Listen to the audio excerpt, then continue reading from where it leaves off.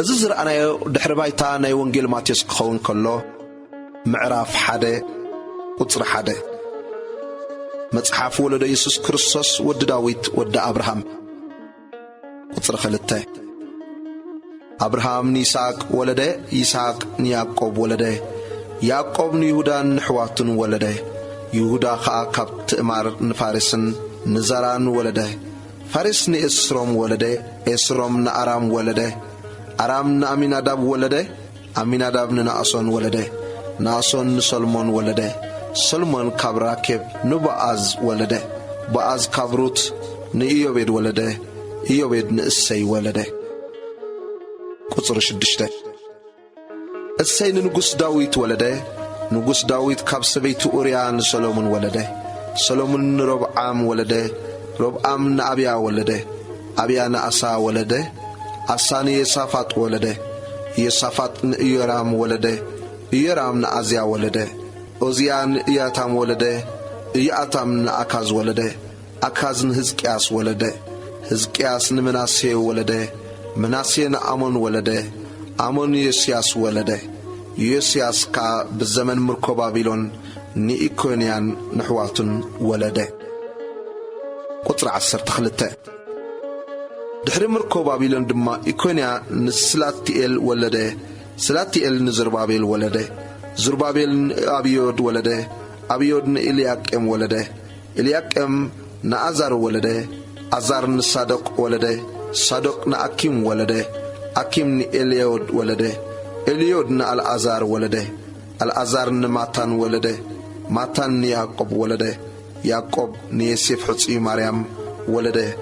كاب آدم أتي كريستوس زبحال زلو يسوس تولده قطر عسرت شوعته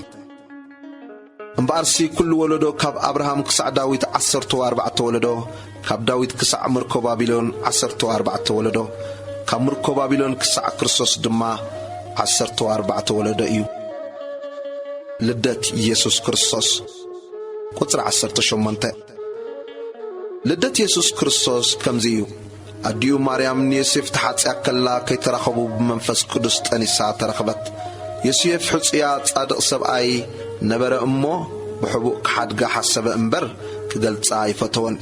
نسو إذك حسب كله إنه ملأخ زي أبيهر بحلم ترأيه كم زيلو يسيف ود داويد تحت إتخا مريم تانيسا تزلا كمنفس قدس إيو أمه نموسى دا أي تفرح ودك تولد يا نسخة أن هزبو كاب حتى كدحنم يومه سمو يسوع كسميخا إذا كله تيجي أبيهر بنبي تزاربك كفتسام كونه كم زبل إنه دنجل كتأنس ودون كتولد يا سموخا أماني الكل ويوم ترجمو أملاخ مسانا إيو يسيف كابدك أسوتن سيو ملاك زي أبيهر كم زازو جبره نماريام حسيت وصدا بخور ودا كساعة تولد كا أي فلت أن سمو دما يسوس سميو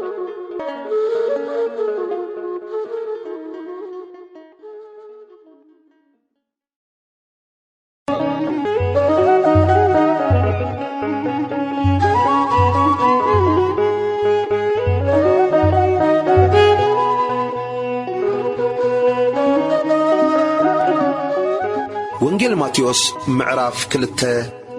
ممتع سب طبب قطري حدا يسوس بالزمن نقوس هيرودوس أبيتليهم نا يهودا مستولده إنه سب طبب اتتولده نقوس أيهود أبيالو كخابو أب مبراق رئينا أمو كنسجدلو متئنا نابلو كم مبراق نبي يرسالم متو نقوس هيرودوس سمعو سنبده كل يرسالمون مسؤو نسودما نخلهم لك أنت كهنة صحفتني حزبن أكيبو كريستوس أبي زولد إلو حتتم نساتهم كا أتبيت لهم مدري يهودا نهزب إسرائيل زحلو الشم كاباق خوات إي أمو كابشما منت يهودا كتو أيتن إسان إخي صحف إي أمو أبيت لهم نا يهودا إي بلو دحرزي هيرودوس نسطبب بحبو تصوعم كاباتاتهم دما زمن اتترأيهم كخوب أتصبقو ترده نبيت لهم دما صددهم كيدكم بزعبات هتصانا رجزكم مرمرو مسرخبكم أنا خاء متيك سقدلو أفلط نبالهم ንሳቶም ከዓ ካብ ንጉሥ ሰሚዖም ከዱ እንሆ እቲ ኣብ ምብራቕ ዝረእይዎ ኮኸብ ኣብ ልዕሊ እቲ ህፃን ዘለዋ ቦታ መጺኡ ደው ክሳዕ ዝብል መርሖም ነቲ ኮኸብ ምስ ረኣይዎ ኣዝዩ ብዙሕ ሓጐስ ተሓጐሱ ናብ ቤት ኣትዮም ነቲ ህፃን ምስ ማርያም ኣዲኡ ረኣይዎ ፍግም ኢሎም ድማ ሰገድሉ ሳጽኖም ከፊቶም ከዓ ወርቅን ዕጣንን ከርበን ገጸ በረኸት ሃብዎ ናብ ሄሮዶስ ከይምለሱ ብሕልሚ ምስ ተረኣዮም ድማ ብኻልእ መገዲ ናብ ሃገሮም ተመልሱ ቁጽሪ 13 ንሳቶም ምስ ሓለፉ እንሆ መልኣክ እግዚኣብሔር ንዮሴፍ ብሕልሚ ተራእዮ ሄሮዶስ ነቲ ህፃን ክቐትሎ ይደሊ ኣሎ እሞ ተንስእ ነቲ ህፃንን ነዲዩን ሒዝካ ናብ ግብፂ ህደም ክሳዕ ዝነግረካ ከዓ ኣብኣ ጽናሕ በሎ ተንሲኡ ነቲ ህፃንን ነዲዩን ሒዙ ብለይቲ ናብ ግብፂ ከደ እቲ እግዚኣብሔር ብነቢይ ንወደይ ካብ ግብፂ ዝጸዋዕክዎ ዝበሎ ምእንቲ ክፍጸም ድማ ሄሮዶስ ክሳዕ ዝመውት ኣብኣ ጸንሐ ሽዑ ሄሮዶስ ሰብ ጥበብ ከም ዘላጐጽሉ ምስ ረአየ ብዙሕ ኰረየ እሞ ንኹሎም ህፃናት ቤተልሔምን ኣብ ኩሉ ጐደቦታታ ንዝጸንሑን ካብ ሰብ ጥበብ ኣርጊጹ ብዝሓተቶ ዘመን ወዲ 2 ዓመትን ካብኡ ንታሕትን ንዘለዉ ሁሉ ኢኹ ኣቕተለ ሽዑ እቲ ብነቢ ኤርምያስ ኣብ ራማ ድምፂ ተሰምዐ ዋይ ዋይታን ብዙሕ ብኽያትን ራሔል ስለ ደቃ በኸየት ተወዲኦም እዮም እሞ ምድባስ ኣቤት እተባሃለ ተፈጸመ ቁጽሪ 19 ሄሮዶስ ምስ ሞተ እንሆ ኣብ ግብፂ መልኣኽ እግዚኣብሔር ንዮሴፍ ብሕልሚ ተራእዮ እቶም ህይወት እዚ ህፃን ዝደልዩ ሞይቶም እዮም እሞ ተንስእ ነዚ ህፃንን ነዲዩን ሒዝካ ናብ ምድሪ እስራኤል ኪድ በሎ ንሱ ድማ ተንሲኡ ነቲ ህፃንን ነዲዩን ሒዙ ናብ ምድሪ እስራኤል መጸ ኣርኬላዎስ ኣብ ክንዲ ኣቦኡ ሄሮዶስ ከም ዝነገሰ ሰሚዑ ግና ናብኡ ምኻድ ፈርሄ ብሕልሚ ምስ ተገልጸሉ ድማ ናብ ምድሪ ገሊላ ከደ እቲ ብነቢያት ናዝሬታዊ ክበሃል እተባሃለ ምእንቲ ክፍጸም ናዝሬት ናብ እትበሃል ዓዲ መጺኡ ተቐመጠ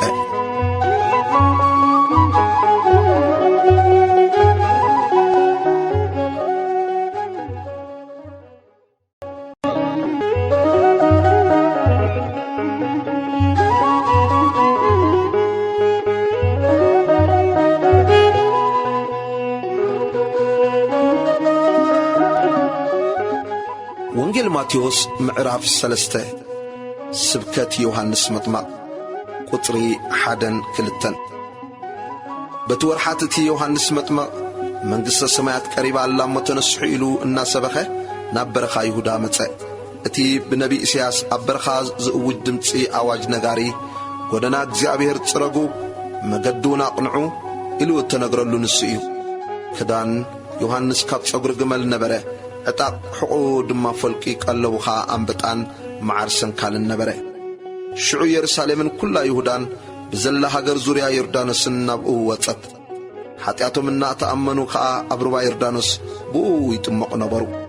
ካብ ፈሪሳውያንን ሰዲቃውያንን ብዙሓት ናብ ጥምቀቱ ክመጹ ምስ ረአየ ግና በሎም ኣቱም ውሉዳት ማን ካብቲ ዝመጽእ ቁጥዓ ከም እትመልኩኸ መን ሓበረልኩም እምበኣርስከ ንንስሓ ዝበቅዕ ፍረ ግበሩ ብልብኹም አብርሃም አቦ አለና ከም እትብሉ አይምሰልኩም ንአብርሃም ሲ ካብ ዘአማን እዚ ውሉድ ከተንሳአሉ ንአምላክ ከም ዝከኣሎ እብለኩም ኣለኹ ካብ ብሕጂ እኳ ማሕፀን ኣብቲ ጉንዲ ኦም ተነቢሩ ኣሎ እምበኣርሲ ጽቡቕ ፍረ ዘይፈሪ ዘበለ ኩሉ ኦም ይቁረጽ ናብ ሓዊ ድማ ይድርበ ኣነስ ንንስሓ ብማይ እጥምቐኩም ኣለኹ እቲ ድሕረይ ዝመጽእ ግና ካባይ ይሕይል እዩ ኣነስ ኣሳኣኑ ክጸውር እኳ ኣይበቅዕን ንሱ ብመንፈስ ቅዱስን ብሓውን ከጥምቐኩም እዩ ዓውዱ ዘጽርየሉ መስእያ ኣብ ኢዱ ኣለዎ ስርናዮ ኣብ ቆፍኡ ይእክብ ነቲ ሓሰር ግና ብዘይጠፍእ ሓዊ ከንድዶ እዩ ጥምቀት ኢየሱስ ቁጥሪ 13 ሽዑ ኢየሱስ ብዮሐንስ ክጥመቕ ካብ ገሊላ ናብ ዮርዳኖስ መጸ ዮሐንስ ግና ንኣይ በኣኻ ምጥማቕ የድልየኒ ንስኻ ዶ ናባይ ትመጽእ ኢሉ ኣበዮ ኢየሱስ ከዓ ኩሉ ጽድቂ ክንፍጽም ይግባአና እዩ እሞ ሕጅስ ይኹን ዳ ሕደግ ኢሉ መለሰሉ ድሕሪዚ ፈቐደሉ ኢየሱስ ምስ ተጠምቀ ብኡ ካብ ማይ ወፀ ኖኻ ሰማያት ተኸፍተ መንፈስ ኣምላኽ ድማ ከም ርግቢ ወሪዱ ኣብ ርእሱ ክቕመጥ ረአየ እንሆ ድማ ብኡ ዝሰመርኩ ፍቱው ወደይ እዚ እዩ ዝብል ድምፂ ካብ ሰማይ መጸ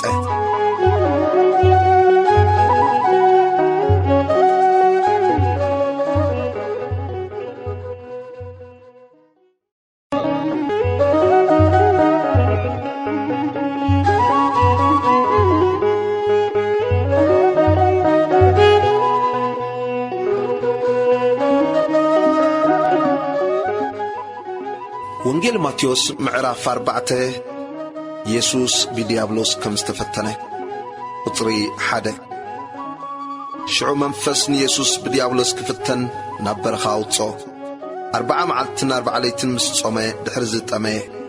እቲ ፈታኒ ድማ መጺኡ ወዲ ኣምላኽ እንተኾንካስ እዛ ኣማን እንጌራ ክኸውን በሎ ኢየሱስ ግና ሰብ ካብ ኣፍ ኣምላኽ ብዝወጽእ ኩሉ ቃል እምበር ብእንጌራ ጥራይ ኣይነብርን ጽሑፍ እዩ ኢሉ መለሰሉ ሽዑ ዲያብሎስ ናብታ ቅድስቲ ከተማ ወሲዱ ኣብ ገምገም ቤተ መቕደስ ደው ኣበሎ እግርኻ ብእምኒ ከይትዕንቀፍ ብእዳም ከልዑልኻ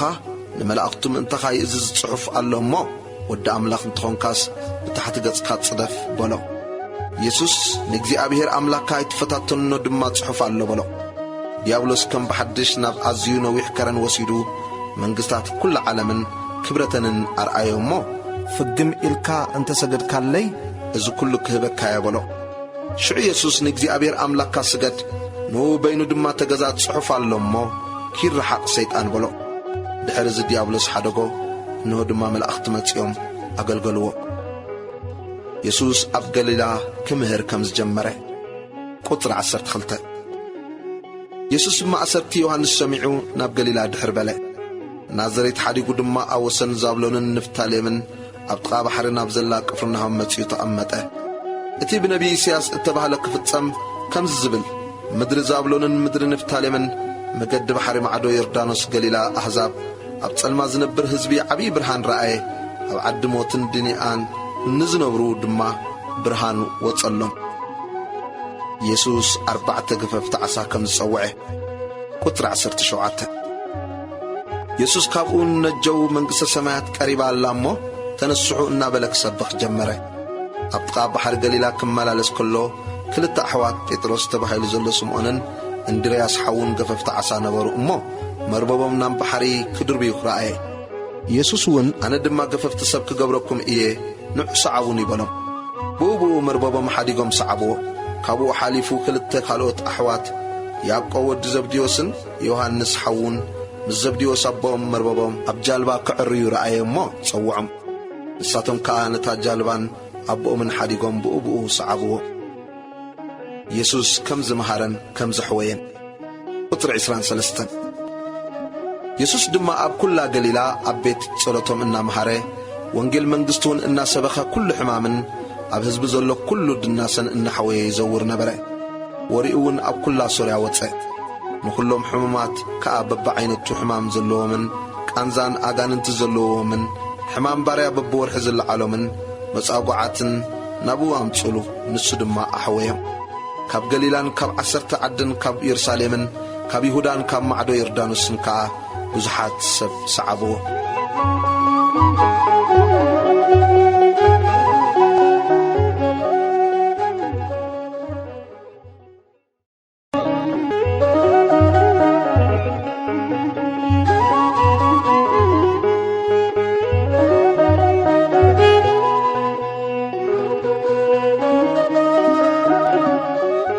ወንጌል ማቴዎስ ምዕራፍ 5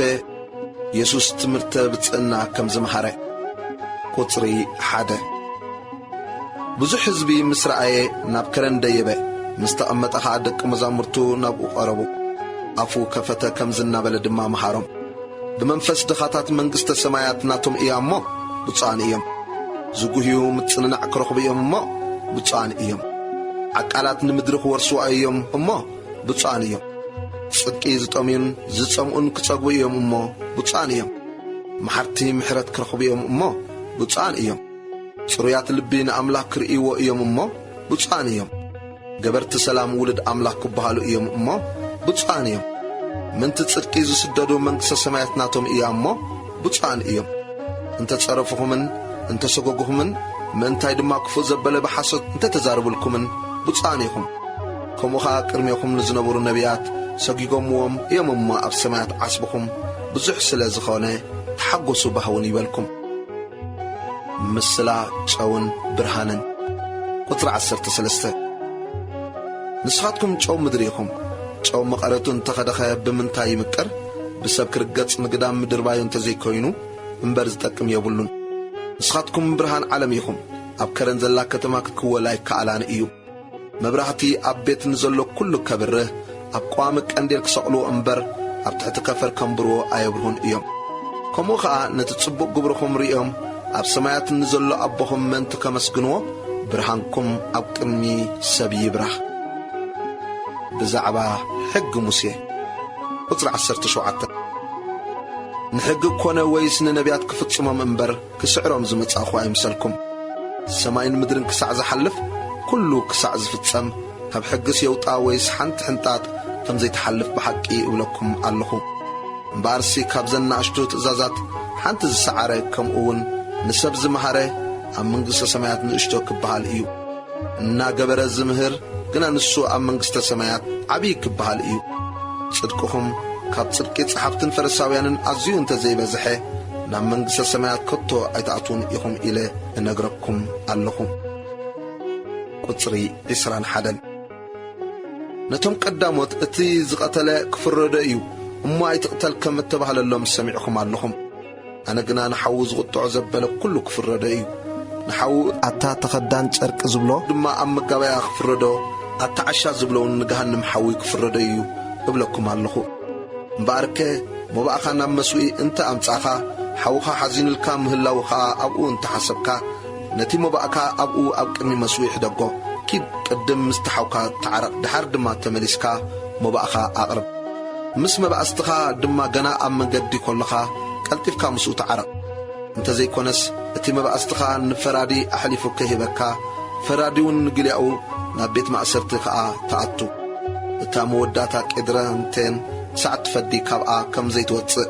ብሓቂ ይብለካ ኣለኹ። ቁጽሪ 27 ነቶም ቀዳሞት ኣይትዘሙ ከም እተባህለሎም ሰሚዕኹም ኣለኹም። ኣነ ግና ንሰበይቲ ክብህጋ ዝጥምታ ኩሉ ብልቡ ፈጺሙ ኣብኣ ዘመወ እብለኩም ኣለኹ። የማነይቲ ዓይንኻ እንተ ኣስሓተትካ ካብኻ ጐጥጒጥካ ደርብያ። ብዘሎ ስጋኻ ኣብ ገሃንም ካብ ዝኣቱስ ሓንቲ ኣካልካ እንተ ጠፍአት ይሕሸካ። የማነይቲ ኢድካ እንተ ኣስሓተትካውን ካብኻ ቖሪጽካ ደርብያ። ብዘሎ ስጋኻ ኣብ ገሃንም ካብ ዝኣቱ ሓንቲ ኣካልካ እንተ ጠፍአት ይሕሸካ። ንሰበይቱ ዝፈትሓ ጽሕፈት መፍትሕኣ ይሃባ ተባህለ። ኣነ ግና ብዘይ ምኽንያት ዝሙት ንሰበይቱ ዝፈትሓ ዘበለ ኩሉ ዘማዊት ገበራ። እቲ ፍትሕቲ ዘእቱ ድማ ዘመወ እብለኩም ኣለኹ። ቁጽሪ 33 ድማ ነቶም ቀዳሞት መሓላኻ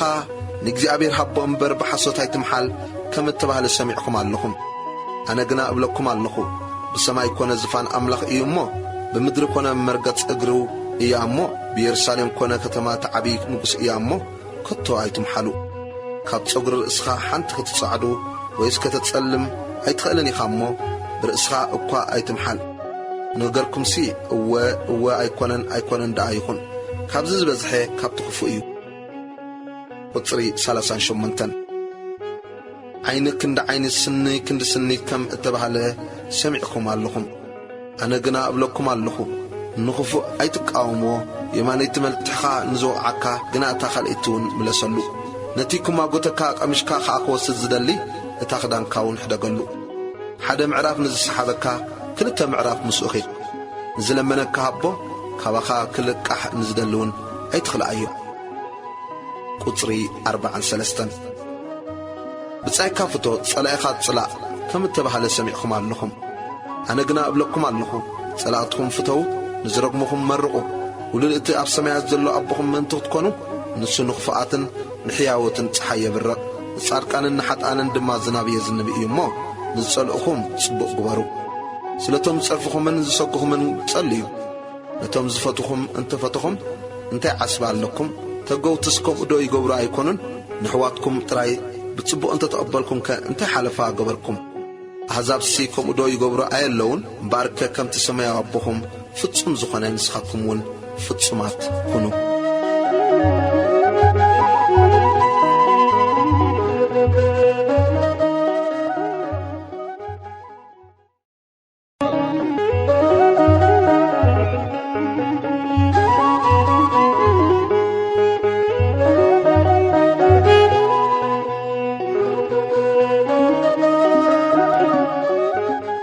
ወንጌል ማቴዎስ ምዕራፍ 6 ምጽዋት ጸሎትን ጾምን ቁጽሪ 1 ጽድቅኹም ኣብ ቅድሚ ሰምንቲ ክትረአዩ ከይትገብሩ ተጠንቀቑ እንተዘይኮነስ ኣብቲ ኣብ ሰማያት ዘሎ ኣቦኹም ዓስቢ የብልኩምን ቁጽሪ 2 እምበር ንስኻ ክትምጽእ ከለኻ ከምቲ ቶም ግቡዛት ብሰምንቲ ክነኣዱ ኣብ ኣባይቲ ጸሎትን ኣብ ኣደባባያትን ዝገበርዎ ኣብ ቅድሜኻ መልእኽት ኣይተንፍሕ ዓስቦም ከም ዝወሰዱ ብሓቂ ይብለኩም ኣለኹ ንስኻስ ምጽዋትካ ብሕቡእ ክኸውን እቲ ብሕቡእ ዝርኢ ኣቦኻ ድማ ብግህዶ ክሕሰካ ክትምጽእ ከለኻ የማኒትኻ እትገብሮ ጸጋሚትኻ ይትፍለጦ ቁጽሪ 5 ንስኻትኩም ክትጽልዩ ከለኹም እቶም ግቡዛት ብሰምንቲ ክረአዩ ኣብ ኣባይቲ ጸሎትን ኣብ ቀራናታት መንገዲ ደው ኢሎም ክጽልዩ ይፈትዉ እዮም እሞ ከመታቶም ኣይትኹኑ ዓስቦም ከም ዝወሰዱ ብሓቂ ይብለኩም ኣለኹ ንስኻስ ክትጽልዩ ከለኻ ናብ ቤትካ እቶ ማዕጽኻ ኣዕጾ ነቲ ብሕቡእ ዘሎ ኣቦኻ ለምኖ እቲ ብሕቡእ ዝርኢ ኣቦኻ ድማ ብግህዶ ክሕሰካ እዩ ክትጽልዩ ከለኹም ከዓ ኣሕዛብ ብምብዛሕ ዘረብኦም ዝስምዑ ይመስሎም እዩ እሞ ከመታቶም ዘረባ ይተብዝሑ እምበርስከ ኣቦኹም ከይለመንኩምዎ ዘድልየኩም ይፈልጥ እዩ እሞ ኣይትምሰልዎም ቁጽሪ 9 ንስኻትኩም ከምዚ ኢልኩም ዳ ትጸልዩ ኣብ ሰማያት እትነብር ኣቦና ስምካ ይቀደስ መንግሥትኻ ትምጻእ ፈቓድካ ከምቲ ኣብ ሰማይ ከምኡ ድማ ኣብ ምድሪ ይኹን ንዕለትን ጌራና ሎማ ሃበና ንሕና ንዝበደሉና ከም ዝሓደግናሎም በደልና ሕደገልና ካብ ክፉእ ኣድሕነና እምበር ናብ ፈተና ኣይተእትወና መንግሥትን ሓይልን ክብርን ንዘለዓለም ናትካ እዩ እሞ ኣሜን ቁጽሪ 14 ንሰብ በደሎም እንተሓደግኩምሎም ንኣኻትኩም ድማ ናይ ሰማይ ኣቦኹም ክሓድገልኩም እዩ ንሰብ በደሎም እንተዘይሓደግኩምሎም ግና ንኣኻትኩም ድማ ኣቦኹም ኣይሓድገልኩምን እዩ ቁጽሪ 16 ክትጾሙ ከለኹም እቶም ግቡዛት ጸዋሞት ምዃኖም ብሰምንቲ ክረአዩ ገጾም የጸምሉ እዮም እሞ ከመታቶም ጽምልዋት ኣይትኹኑ ዓስቦም ከም ዝወሰዱ ብሓቂ ይብለኩም ኣለኹ ንስኻስ ክትጸውም ከለኻ ጸዋማይ ምዃንካ በቲ ኣብ ሕቡእ ዘሎ ኣቦኻ ደኣ እምበር ብሰብ ምእንቲ ከይትርአ ርእስኻ ተለኸ ገጽካ እውን ተሓጸብ እቲ ብሕቡእ ዝርኢ ኣቦኻ ድማ ብግህዶ ክሕሰካ እዩ ሰማያዊ ሃብቲ ቁጽሪ 19 መዝገብካ ኣብ ዘለዎ ኣብኡ ድማ ልብኻ ኣሎ ስለዚ ብልዒ ኣብ ዘይበልዖ ነቐዝ ኣብ ዘየንቅዞ ሰረቕቲ ኹዒቶም ኣብ ዘይሰርቅዎ ኣብ ሰማይ ደኣ መዝገብ ግበሩ እምበር ብልዒ ኣብ ዝበልዖ ነቐዝ ኣብ ዘንቅዞ ሰረቕቲ ኹዒቶም ኣብ ዝሰርቅዎ ኣብ ምድሪ ንኣኻትኩም መዝገብ ኣይትግበሩ ቁጽሪ 22 ናይ ሥጋ መብራህቲ ዓይነ እያ ዓይንኻ ጥዒት እንተኾነት ብዘሎ ሥጋኻ ብሩህ ይኸውን ዓይንኻ ሕመምቲ እንተኾነት ግና ብዘሎ ሥጋኻ ጸልማት ይኸውን እምበርሲ እቲ ኣባኻ ዘሎ ብርሃን ካብ ጸልመተ ጸልማትስ ክንደይ ዓብዪ ይኸውን ቁጽሪ 24 ንኽልተ ጐይተት ክግዛእ ዝኽእል የልቦን ወይ ነቲ ሓደ ጸሊኡ ነቲ ሓደ ይፈቱ ወይ ከዓ ነቲ ሓደ ተኣዚዙ ነቲ ሓደ ይንዕቕ ንኣምላኽን ንገንዘብን ክትግዝኡ ኣይኮነልኩምን እዩ ካብ መብልዕሲ ሕይወት ዶ ኣይትበልጽን ካብ ክዳን ሥጋ ዶ ኣይበልጽን ስለዚ ንሕይወትኩም ብትበልዕዎን ብትሰትይዎን ወይስ ንሥጋኹም ብትኽደንዎን ኣይትጨነቑ ብለኩም ኣለኹ ንዑ ኣብ ሰማይ ተመልከቱ ናይ ሰማይ ኣቦኹም ደኣ ይምግበን እምበር ኣይዘርአ ኣይዓጽዳ ኣብ ማዕከን እውን ኣይእክባን እየን ንስኻትኩም ዶ ግዳ ካባታትን ብዙሕ ኣይትበልጹን ካባኻትኩም ከተጨኒቑ ኣብ ልዕሊ ቁመቱ ሓንቲ እመት ክውስኽ ዝኽእል መን ኣሎ ከመይ ከብናይ ክዳን እትጭነቑ ንዕምበባታት መሮር ከመይ ኢሎም ከም ዝዓብዩ ተመልከቱ ኣይደኽሙ ኣይፈትሉ ምስ ናይ ዝግና ሰሎሞን እኳ እቲ ኩሉ ግብሩ ከም ሓደ ኻባታቶም ከም ዘይተኸድነ እብለኩም ኣለኹ ኣምላኽ ነቲ ሎሚ ዘሎ ጽባሕ ግና ናብ እቶን ዝድርበ ሳዕሪ መሮር ከም ዝገይሩ ዝኸድኖ ካብ ኮነ ደኣ ኣቱም ጉድላት እምነት ንኣኻትኩም ዶ ግዳ ኣብሊጹ ኣይከድነኩምን እምበኣርከ እንታይ ንበልዕ እንታይ ንሰቲ እንታይ ንኽደን ኢልኩም ኣይትጨነቑ ነዚ ኩሉስ ኣሕዛብ ይደልይዎ እዮም እሞ ንኣኻትኩም እዚ ኩሉ ከም ዘድልየኩም ናይ ሰማይ ኣቦኹም ይፈልጥ እዩ ቅድም መንግሥቲ ኣምላኽን ጽድቅን ድለዩ እዚ ኩሉ ድማ ይውሰኸልኩም ጽባሕ ንርእሳ ትጭነቕ እያ እሞ ንጽባሕ ኢልኩም ኣይትጨነቑ ንመዓልቲ ክፍኣታ ይኣኽላ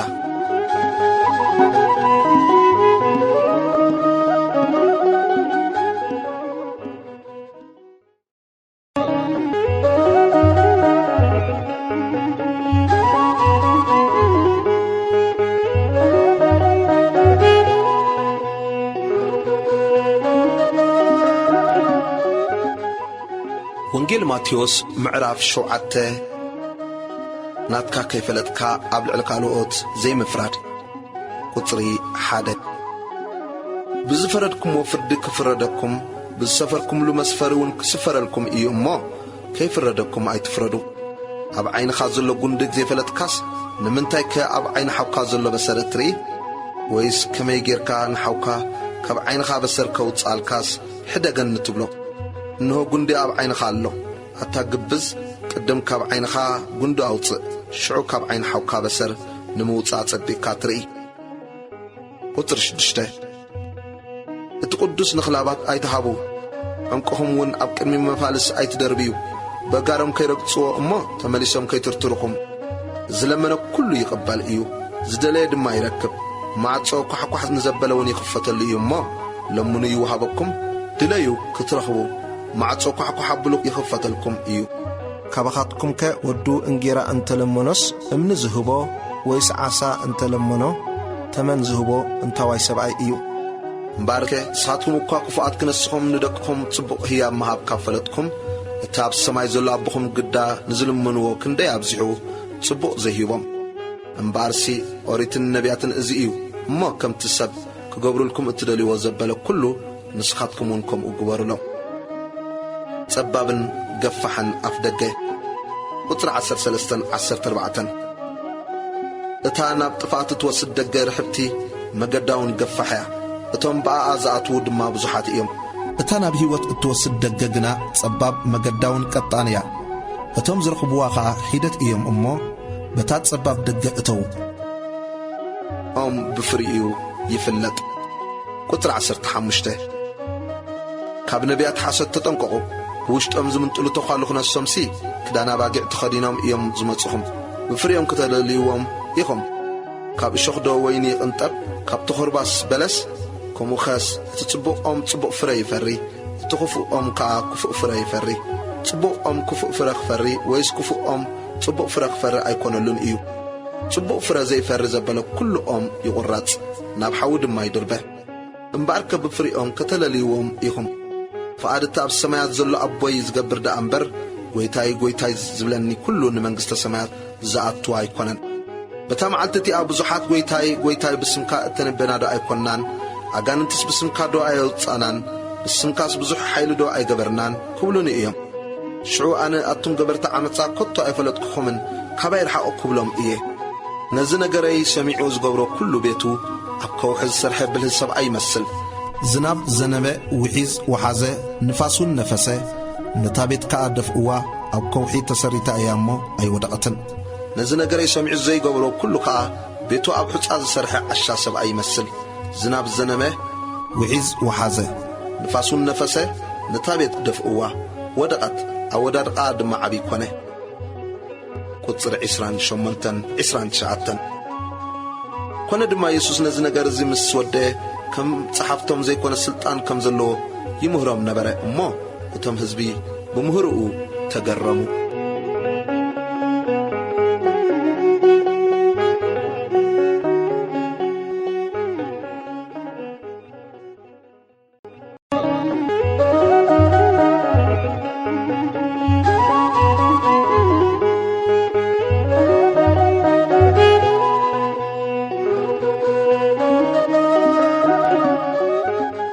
ወንጌል ማቴዎስ ምዕራፍ 8 ኢየሱስ ሓደ ለምጻም ከም ዘንጽሐ ቁጽሪ 1 ካብ ከረን ክወርድ ከሎ ብዙሕ ህዝቢ ይሰዓቦ እንሆ ለምጻም መጺኡ ጐይታይ እንተ ትፈቱስ ከተንጽሓኒ ትኽእል ኢኻ እናበለ ሰገደሉ ኢዱ ዘርጊሑ ፈቲየ ኣለኹ ንጽሕ ኢሉ ተንከዮ ብኡብኡ ካብ ለምጹ ነጽሐ ኢየሱስ ድማ ንሓደ እኳ ኸይትነግር ተጠንቀቕ ኪዳ ርእስኻ ንካህና ርኢ ናታቶም ንምስክር ድማ ሙሴ ዝኣዘዞ ሞባእ ኣቕርብ በሎ ኢየሱስ ንወዲ ሓለቓ ሚእቲ ከም ዘሕወየ ቁጽሪ 5-6 ናብ ቅፍርናሆም ምስ ኣተወ ሓለቓ ሚእቲ ናብኡ መጺኡ ጐይታየ ቈልዓይ መጽጊዑ ኣብ ገዛይ ወዲቑ ብዙሕ ከዓ ይቕንዞ ኣሎ እናበለ ለመኖ ኢየሱስ ድማ እኔኹ መጺአ ክሕውየ እየ በሎ እቲ ሓለቓ ሚእቲ ከምዚ ኢሉ መለሰሉ ጐይታየ ኣነ ንስኻ ናብ ቤተይ ክትኣቱ ኣይበቅዕን እየ እሞ ሓንቲ ቃል ጥራይ ደኣበል ቈልዓይ ድማ ይሓዊ أنا خاء أبتحت ملاخي زقزاء بتحتي ون شفرا زلو نسب إيه أمو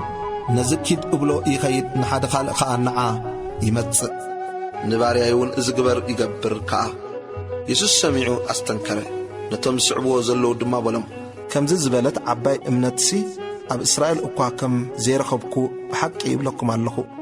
كم مبرقن كم عرابن بزحاتكم وطيام أم منقست السمايات كا مس أبراهامن يسحقن يعقوبن أما عدخ أموطيام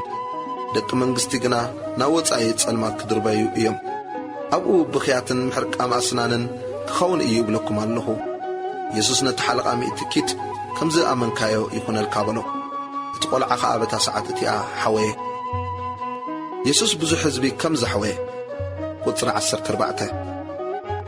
يسوس نبيت بيتروس مسأتوه نحمات بيتروس بعصو تتحيزا دك إسارة آية إذا تنكيا عصا أون حدقتا تنسي أخا أقلقلتو قطر 16 بشت مسكونة أغاننتي زحادر ومبزحات نابقو أمتو أتي بنبي إسياس نسود خامنا والسدى حمامنا ونصوري تبع لمن تخفت سم بقالو منافستاوتسي حمام نزلهم كلهم دما أحويهم كسعبو زدليو سبات قطر 18 يسوس بزو حزبي كبيبو مصر آيان معدو خصاقرو عززي حدث صحافي متيو ممهر نابت خودو زبالو كلو كسعبا كابلو يسوس دما نوخارو قدقواد اللون نعواف السماي دما زتللالو نود سبقنا رؤسو زتقعلو أقا يبولن بلو حدا كالك كابدك مزامرتخا قويتاي كيدنا بيك أبروف أدلي بلو يسوس قنا صعب الندا نموتاتسي موتاتهم يقبروهم حدقهم بلو يسوس معبل كم زهده قطري 23 ناب جالبا مسأتو دك مزامرتو سعبو نوخا معبل نتا جالبا كسع زغل ببا أبت بحر عبي منو هاتقوني نسو قنا دك إسو نبري دك مزامرتو قريبا قويتاي تفعنا أدحننا نابلو أتنسؤوه نسوخا أتن قدلات امنت كميك اتفرو بلم شعو تنسيون نفاسن نبحرن بنحم عبي هدأت كاقوني اتم سبكا زن نفاسن بحرن زلزلس من كون يخون إلهم أستنكرو أغان انتزحادروهم كم زحوه قطر 28 نامدر جرجيسون مستساغرو أغان انتزحادروهم كلتا سبكا مقابر وطيهم تغانفو نساتهم حدا وكابتا مقدتيا محلاف كسعز السئن أزيوم كفاءات نبرو نوخا يسوس ود أملاخ مساخا منتي اللونا كرمي جزيو كتساقينا دو نابزي متساخا نابلو تشرحو كباتاتهم رحق إلو برتوع مقاس حساماتات يبلعنا بره توما غاننت دما التوصانا انتخونكاس نابزي مقاس حساماتات كنأتو فأدلنا إلهم لمنو نسخا أكيدو بلو وطيهم دما نابتن حساماتات أتو نوخا أبزلو تمقاسي كاب تصدفين في صونا بحراتوه أبتماي كاب كمم بلا اتم قاسوت حديمم ناب عداتو بتزخونو كلن بنايتم أغان تزنبروا من كا أوريو إنه دما بزلا تعدي يسوس كتراخبو وصت مصر أي وخا كاب وسن مدرم كجلس لمنو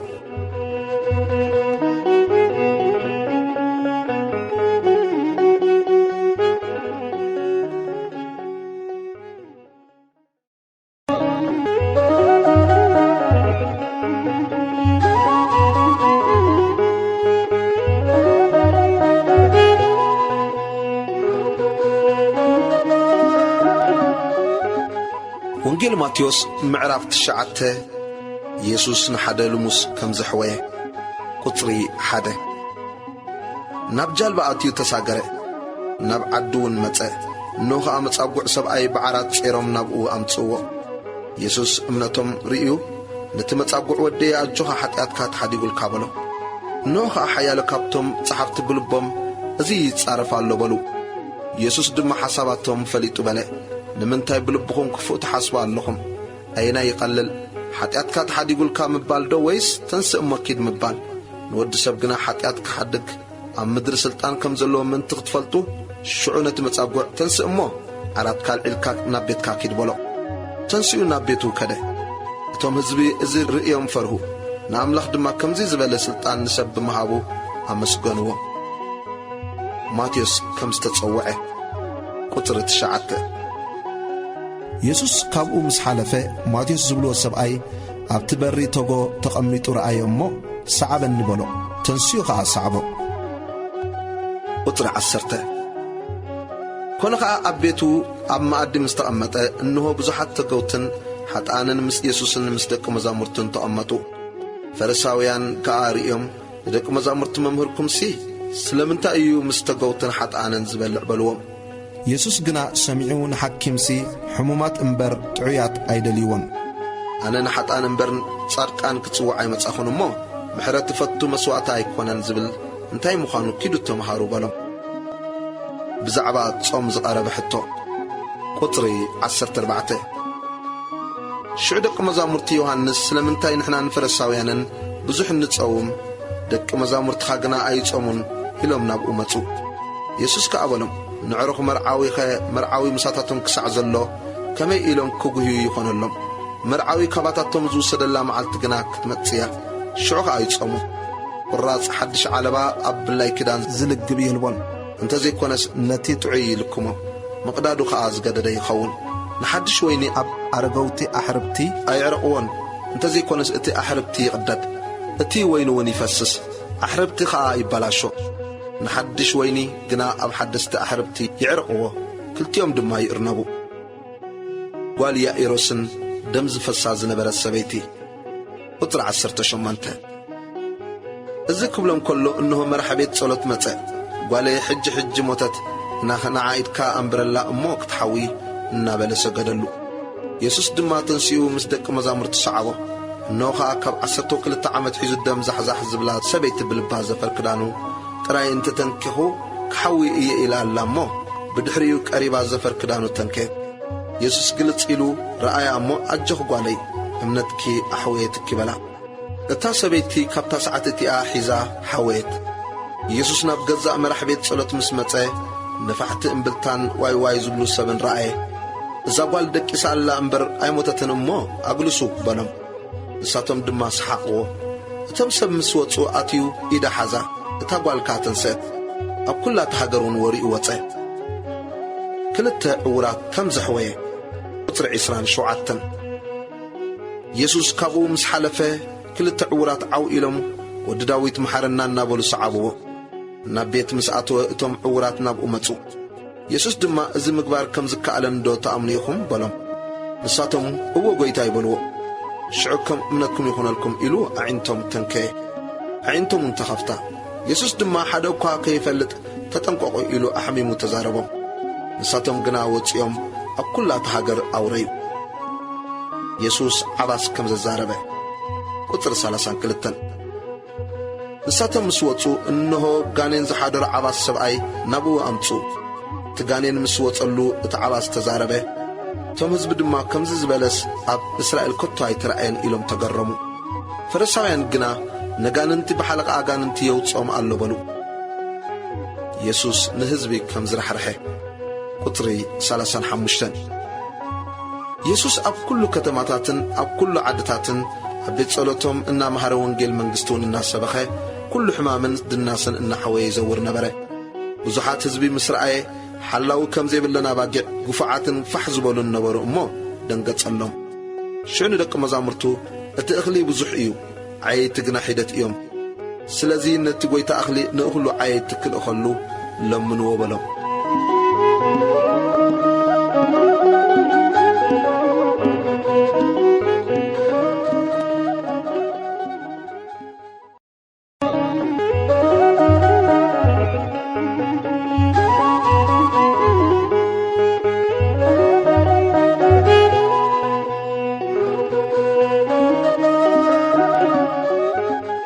ወንጌል ማቴዎስ ምዕራፍ 10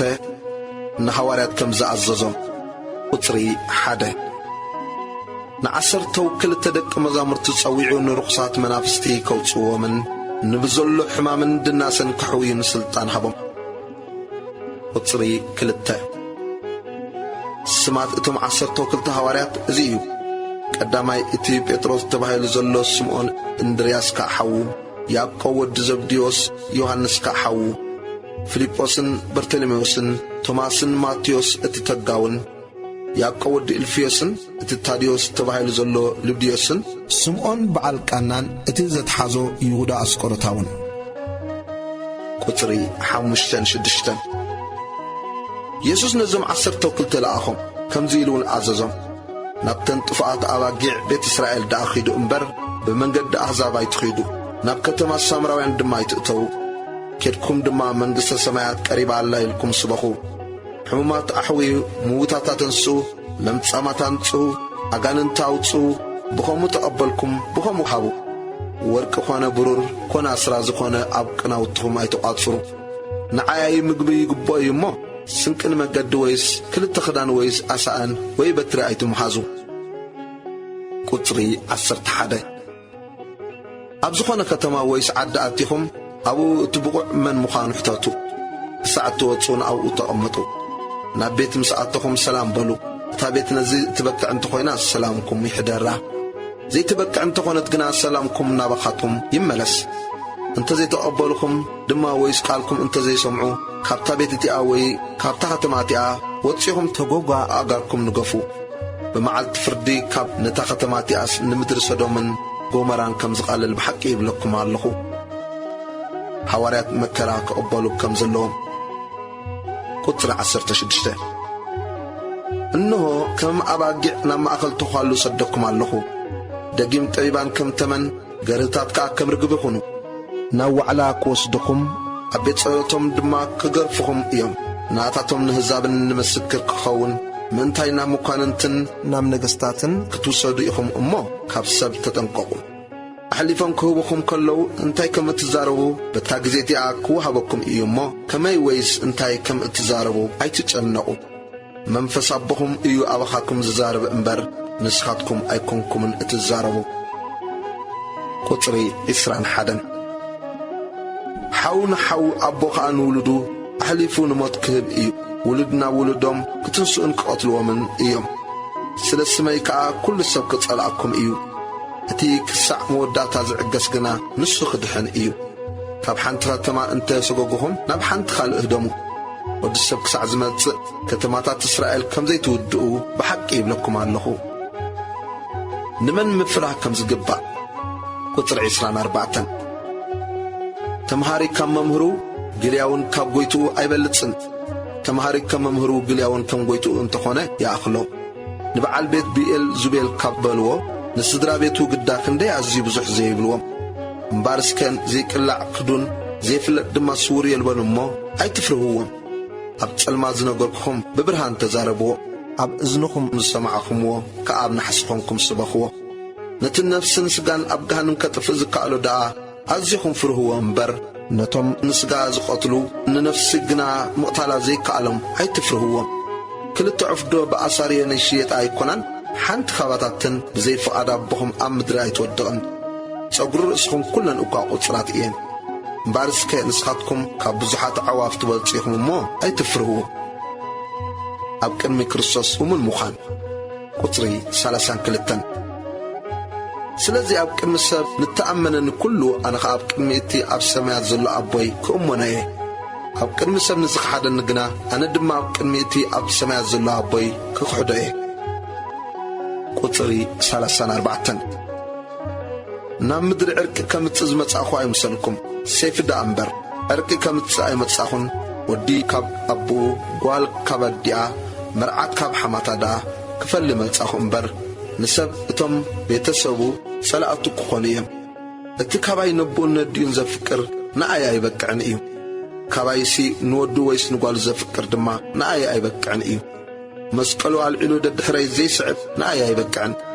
እቲ ንህይወቱ ዝረኽባ ከጥፍኣ እዩ እቲ ንህይወቱም እንታይ ዘጥፍኣ ኸዓ ክረኽባ እዩ ቁጽሪ 40 ንኣኻትኩም ዝቕበል ንኣይ እዩ ዝቕበል እቲ ንኣይ ዝቕበል ድማ ነቲ ዝለኣኸኒ እዩ ዝቕበሎ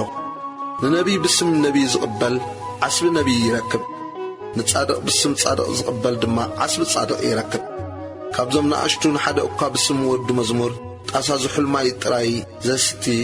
ዓስቢ ከቶ ከም ዘይስእን ብሓቂ ይብለኩም ኣለኹ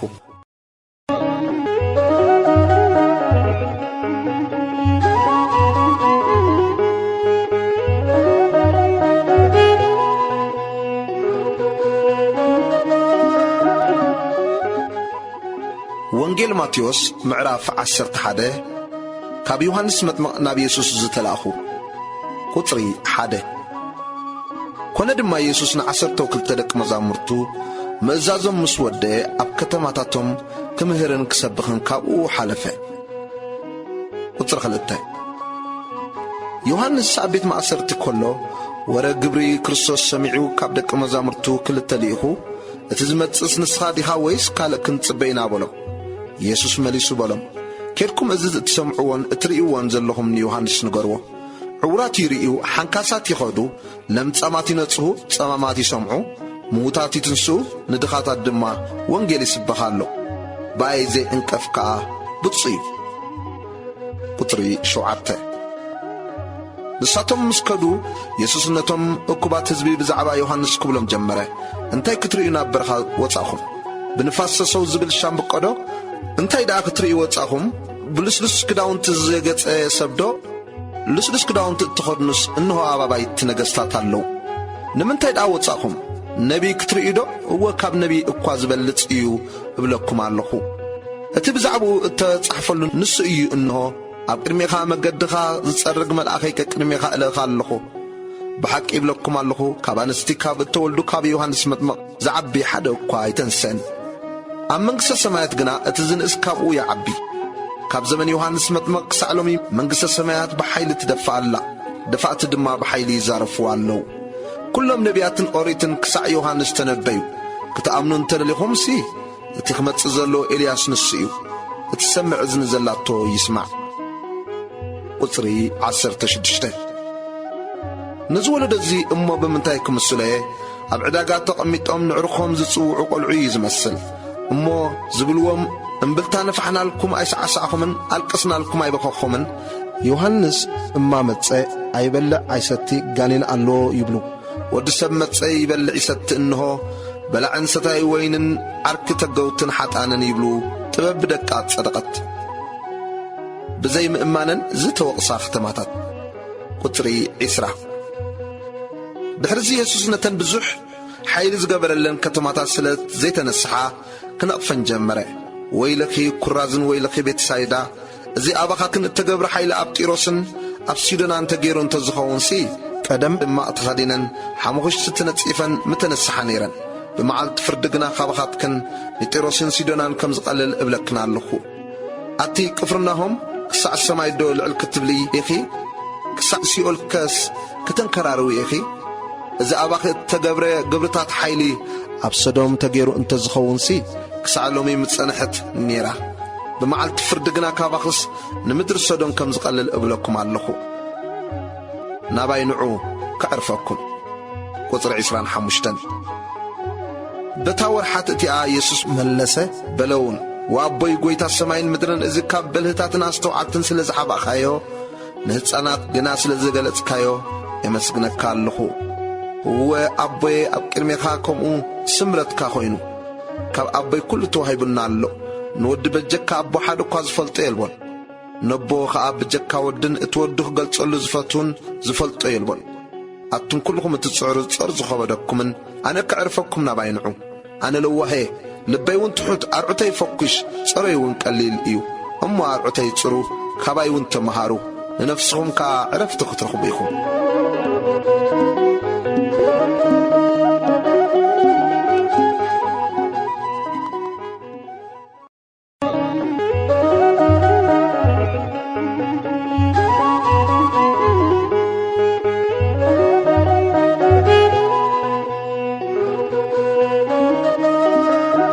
ወንጌል ማቴዎስ ምዕራፍ 12 ኢየሱስ ጐይታ ሰንበት እዩ። ቁጽሪ 1 እታ ጊዜ እቲኣ ኢየሱስ ብሰንበት ብማእከል ዝሩእ ጉርሁ ሓለፈ። ደቂ መዛሙርቱ ድማ ጠመዩ። ሰዊት ክምሕውን ክበልዑን ከዓ ጀመሩ።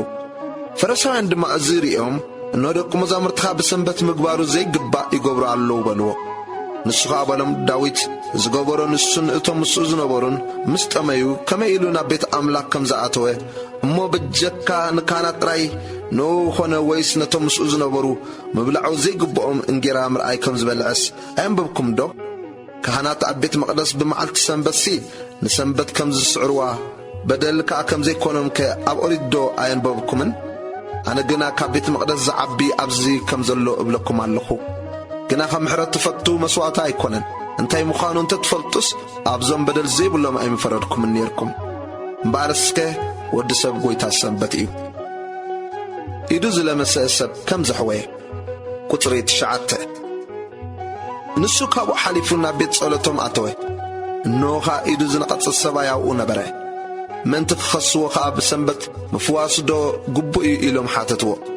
بولم كاباخاتكم حانت بقع زلاتو أمو بسنبت عبد قوال انت ودقت زي حزان زي وطان انت واي السبالو كاب بقع سيسبدو قدازي أي بلتسن مبارس بسنبت سبو مقبار قبو شعو نتو سبعي إدكا زرقح بولو إدو زرقحي بوبو كاحويت كم كال إيتاون كونت فرسان قنا مسوتسو كم يجيرم كم زطفو تماخرو يسوس دما الزفليتو كاو أغلس بزحات السب دما سعبو نخلهم ون أحويهم كيقودو دما أحميمو عززم تبنى بي سياس انتبهلب كفتسم كم زبل إنه زحرخو قلياي نفسي سمرت فتاويي أبقو منفسي كحدريه نسلمان هزاب فتحي كوتصالهم إيو أي كراخرن أي جدرن عبدبابايون حدا أبقى دمتسو أي كسمعن إيو فردنا بعود 9 زبتصح شفلو الشامبكو أي سبرن زتكخ فتلت وافون أي طفئن إيو أحزاب كاب سمو تصفاك قبر إيوم قانين زحادرن نمنفس قدس زتصرفن قطري 22 دحر زخا قانين زحادرو عور عباس نابقو أمتسو نسدما نتعور عباس زرئن ززاربن جيرو أحويو اتم هزب كلهم ازس اتود داويت دخل إلو ما استنكرو فرساويان مسمعو قنا ازي بزي ببئل زبول اتي حلق اقاننت نقاننت ايو تصومن بلو يسوس حسابهم فليتو بلهم نحد حدا التفلاليت كلها منقستي تعنو نحد حدا التفلاليت كلها ختما ويس بيت دما يتنبرنيا سيطان كابزو تصو نحد حدا التفلالي اتا منقستو داخل خمي لا تقوم أنا نجانن ببو زبول زوجهم كابكونكو دكهم دعب من يوتشوهم الله سلازين الساتون فردهم كون إياه أنا نجانن بمنفس أملاك زوجهم كابكونكو جنا إنه من قصة أملاكنا بخاتكم متى ويسقدم نتي حيال كي أسره نبيت حيال أتيو أو حقوق كبزبز المن الله دحرزي إيو بيتو زبزبز قطري 3 مساي زي كون مقانا أنت إيو التمساي كوين زي اكب كاي يزرو سلازين السب كل حاتيات تصرفن زبله يحدقلو يو نتي منفس تصرف غنا اي يحدقلون نتي اود سب غلا زربا زبله يحدقلو ايو نتي ام منفس قدس غلا زربا زبله غنا ابز عالم زي اكونه ابتات تمص كونه اي يحدقلون ايو لكم الله صبوقهم بفري يفلط قصر 33 كفري يفلط ايمو نتي صبوق غبروا فريدو ما صبو ويس نتأم كفو قبرو فريدو ما كفو أتون ولدات من أف كامل أطلبي زارب إيمو كفو أتنسخهم كم يجيركم تصبو مزراب كتقولوا اتحيا وايسب كابت تصبو مزقب لبو صبو يوتس كفو السب كابتي كفو مزقب لبو كفو يزوتس أنا قنا بزربخا إخا تصدق بزربخا ون إخا اتخونا نمو سب زاربو زبالة زيتك ام كله قلب معات فردي صبصاب كولو يوم ابلكم الله تمرتي يوناس قطر 38 شعو حيال خاب صحابتن فرساويانن ممهر كباخا تمرت كنري ندلي يالونا الى ملسو نسو غنا مليسو بلم كفون زماون ولدو تمرتي يدلي بزي تمرت نبي ناس دما كال تمرت اي وهبون يوناس اب كبدي ابي عسى 3 معلتن 3 ليتن كم زغبره كموها أود السبع وشت مدري 3 معلتن 3 ليتن كجبر إيو سبنا نوي بسبكتينا استنسيحهم إيام ما معلت فردي مس إذ ولد زي كتنسون كخون نوون إيام إنه كبينا زعبي أبزي الله نجست عزيب تباب سلمون كتسمع كوسن مدري متسيان برات ما بمعلت فردي مس إذ ولد زي كتنسون كتكونون إياه إنه كاب سلمون زعبي أبزي الله رخص منفس كاب سوت كم زملس قطري 43 رخص منفس كاب سب مسوت عرفتي داليو أبتصام بوتا يخلل أيركبن دما شعنا بتازوت أقول لا بيتي دعاكم الله سيبل مسمت ترايات غستيرا تسلي ما يرخبه دحرتي خيد كابو زغدو شوعت خالوت منافس حزي مت اتيوم كا ابا ينبرو نتسبتي كاب مجمرتو اتموداتا ازغدد يخونو نزكف ولدوزي دماكم خوناي ادي يسوسن احواتون قطري 46 جنانتهم حزبي كنغرم كلون انه اديون احواتون كزاربو دليم اوصاي دوبلو حدقا انه ادخان احوات كان كزارو خدليم ابو وصاي دو إلهم الله بلو نسغنا نتزنغرو ادي منيا احواتيس انمن ايوم إلو ملسلو فادتي اب السمايات زلو ابو يزغبر زبلو كله نسو حوين حبتين ادين إلو يدون ابدق مزامرت زركحو ادين احواتين سي انو بلا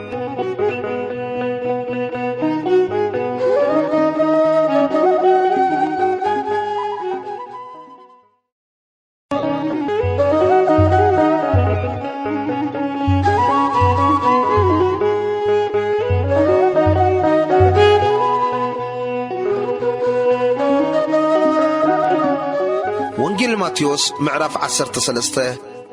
مسلازر انزران قطري حاده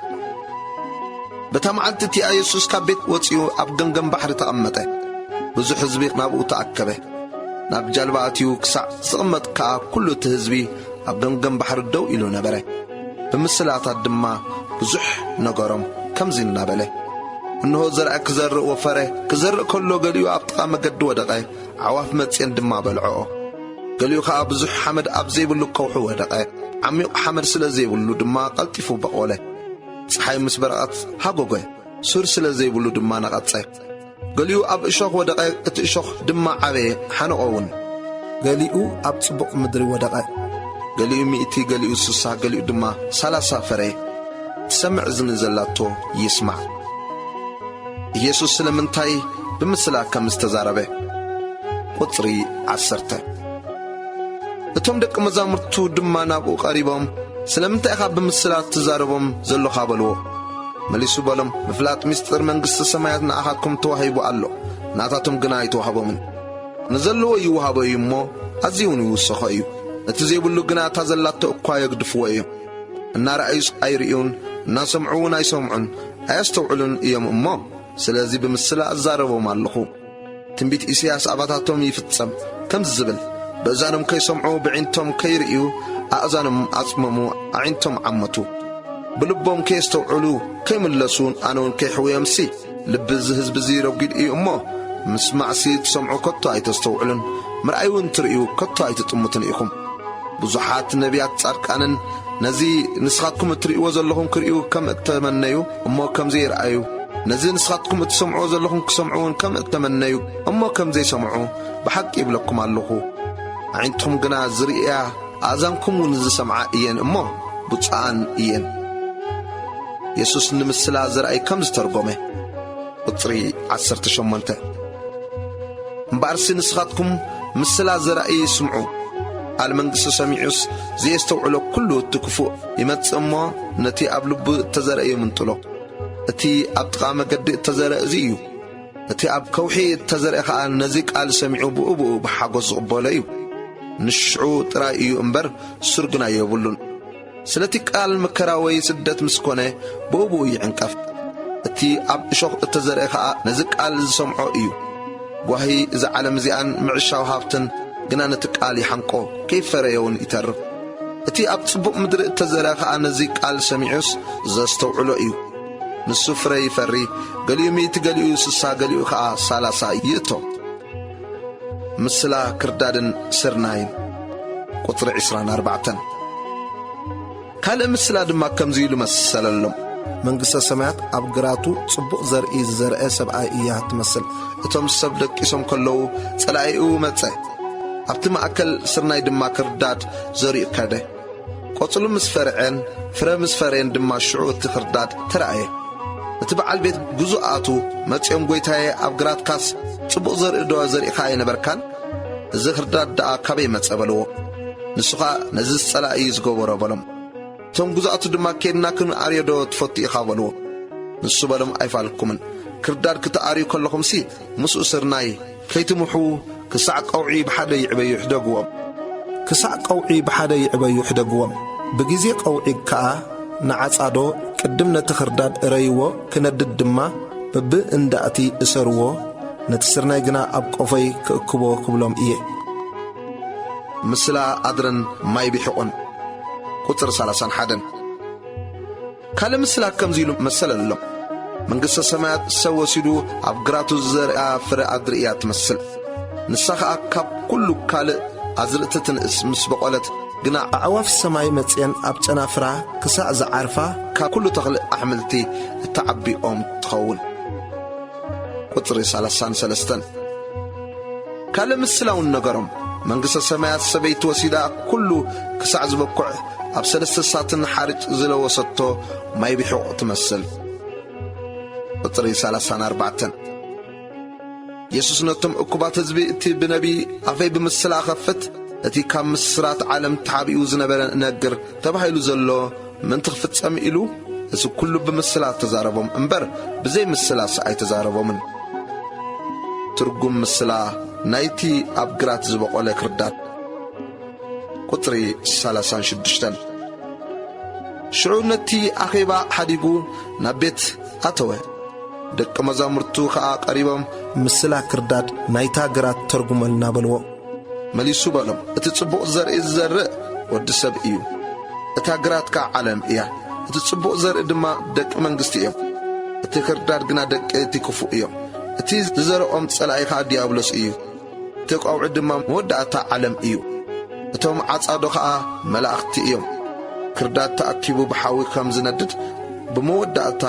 ዓለም ከዓ ከምኡ ክኸውን እዩ ወዲ ሰብ መላእኽቱ ክልእኽ እዩ ንሳቶም ከዓ መዕንቀፍትን ዓመፅትን ንዘበሉ ኩሎም ካብ መንግሥቲ ክእክብዎም ኣብ እቶን ሓዊ ከዓ ክድርብይዎም እዮም ኣብኡ ብኽያትን ምሕርቃም ኣስናንን ክኸውን እዩ ሽዑ ጻድቃን ኣብታ መንግሥቲ ኣቦኦም ከም ፀሓይ ክበርሁ እዮም እትሰምዕ እዝኒ ዘላቶ ይስማዕ ተቐቢሩ ዝተረኽበ ወርቅን ዕንቁን ቁፅሪ 44 ድማ መንግሥተ ሰማያት ኣብ ግራት እተሓብአ እሞ ሰብ ረኺቡ ዝሓብኦ መዝገብ ትመስል ብተሓጓስ ከይዱስ ዘለዎ ኩሉ ሸይቱ ነታ ግራት እቲያ ዓደጋ ቁፅሪ 45 ድማ መንግሥተ ሰማያት ጽብቕቲ ዕንቂ ዝደሊ ነጋዳይ ትመስል ሓንቲ ኽብርቲ ዕንቂ ምስ ረኸበ ከይዱ ዘሎ ኩሉ ሸጠ እሞ ዓደጋ ምስላ መርበብ ዓሳ ቁፅሪ 47 ድማ መንግሥተ ሰማያት ኣብ ባሕሪ እተደርቤት እሞ ካብ ኩሉ ዓይነት ዓሳ ዝኣከበት መርበብ ትመስል ምስ መልእት ናብ ደንደስ ኣውፅዋ ተቐሚጦም ድማ ተጽብቑ ኣብ ኣቑሑኦም ኣከቡ እቲ ከክፍኡ ግና ንወፃኢ ደርበይዎ ብመወዳእታ ዓለም ከዓ ከምኡ ክኸውን እዩ መላእኽቲ መጺኦም ነቶም ክፉኣት ካብ ማእከል ጻድቃን ክፈልይዎም ናብ እቶን ሓዊ ድማ ክድርብይዎም እዮም ኣብኡ ብኽያትን ምሕርቃም ኣስናንን ክኸውን እዩ ነዚ ኩሉስ ኣስተውዒልኩምዎ ዶ ኣለኹም ንሳቶም ድማ እወ በልዎ ንሱ ከዓ ስለዚ ንመንግሥተ ሰማያት ኢሉ እተማህረ ኩሉ ጸሓፊ ካብ መዝገቡ ሓድሽን ብሉይን ዘውፅእ በዓል ቤት ይመስል በሎም ነቢይ ኣብ ዓዱ ከም ዘይከብር ቁፅሪ 53 ኮነ ድማ ኢየሱስ እዘን ምስላታት እዚአን ምስ ወደ ካብኣ ነቐለ ናብ ዓዱ መጺኡ ከዓ እዚ ጥበብዚ እዚ ሓይሊ እዚ ኸ ካበይ ረኸቦ እዚስ ወዲ እቲ ጸራብ ደይኮነን ኣድዩስ ማርያም እትበሃል ደይኮነትን ኣሕዋቱስ ያዕቆብ ዮሴፍ ስምዖን ይሁዳ ደይኮኑን ኣሓቱ ኩላተንሲ ምሳናዶ ኣየለዋን እዚ ኩሉ ደኣ ካበይ ተዋህቦ ኢሎም ክሳዕ ዝግረሙ ኣብ ቤት ጸሎቶም መሃሮም ቁፅሪ 57 ብኡ ከዓ ተዓንቀፉ ኢየሱስ ድማ ነቢይ ብዘይ ኣብ ዓዱን ኣብ ቤቱን ኣይነዓቕን እዩ በሎም ብሰረዚ ምእማኖም ከዓ ኣብኡ ብዙሕ ግብርታት ሓይሊ ኣይገበረን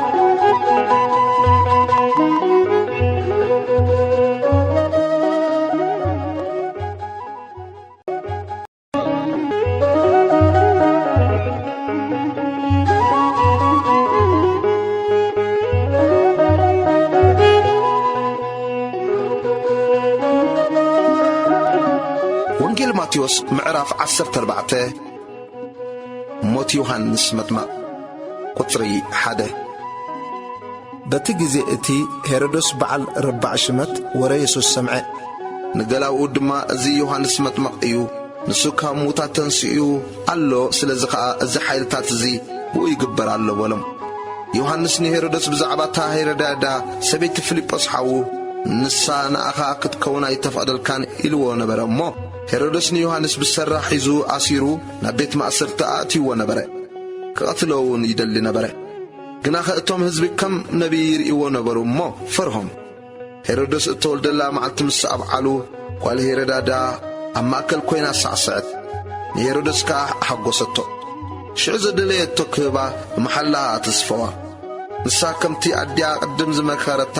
ርእሲ ዮሐንስ መጥመቕ ኣብ ሒላብ ጌርካ ኣብ ዝሃበን በለቶ እቲ ንጉስ ጓሃየ ስለቲ መሓላኡን ስለቶም ኣብ ማኣዲ መቃምጡን ግና ክህብዋ ኣዘዘ ልኢኹ ድማ ርእሲ ዮሐንስ ኣብ ቤት ማእሰርቲ ኣሰየፈ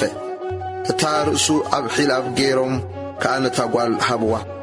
እሳ ድማ ናብ ኣዲኣ ወሰደታ ደቂ መዛሙርቲ ከዓ መጺኦም ሬሳኡ ኣልዒሎም ቀበሩ ከይዶም ከዓ ንየሱስ ነገርዎ ኢየሱስ 5 እንጀራን 2 ዓሳን ከም ዝባረኸ ቁጥር 13 ኢየሱስ እዚ ምስ ሰምዐ ካብ ኣብ ጃልባ ኣግሊሱ ናብ ጽሙ ይበረኻ ኸደ እቶም እኩባት ህዝቢ ሰሚዖም ከዓ ካብ ከተማታት ብእግሪ ይሰዓብዎ ኢየሱስ ናብ ምድሪ ምስ ወፀ ብዙሕ ህዝቢ ረኣየ እሞ ደንገጸሎም ሕሙማቶም እውን ኣሕወየ ቁጥሪ 15 ምስ መሴ ደቂ መዛሙርቱ ናቡ ቀሪቦም እዛ ቦታ እዚኣ በረኻ እያ ምድሪ ከዓ መሲኡ እዩ ባርሲ ዞም ሰብ ናብ ዓድታት ኣትዮም ንርእሶም እንጌራ ክዕድጉ ኣሰናብቶም በልዎ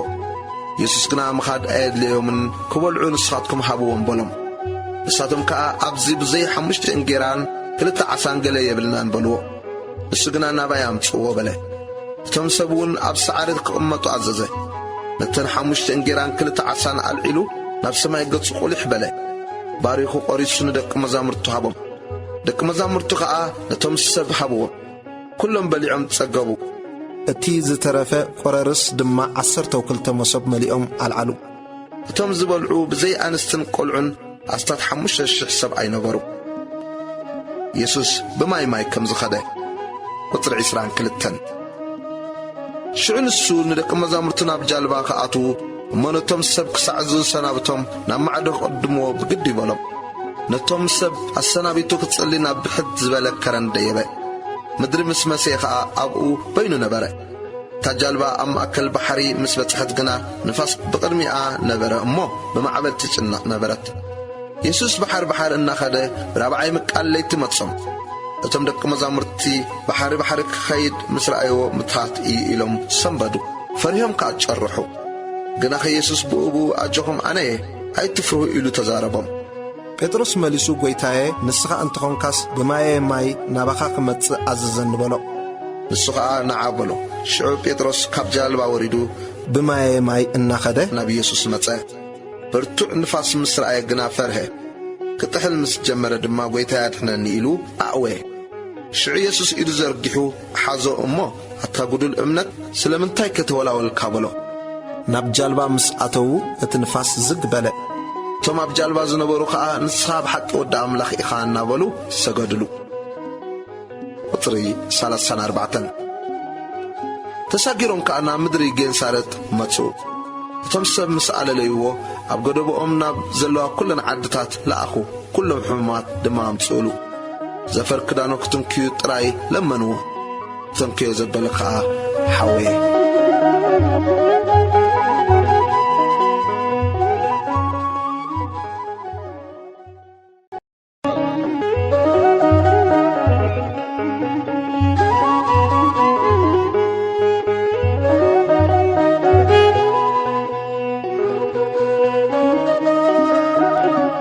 ወንጌል ማቴዎስ ምዕራፍ 15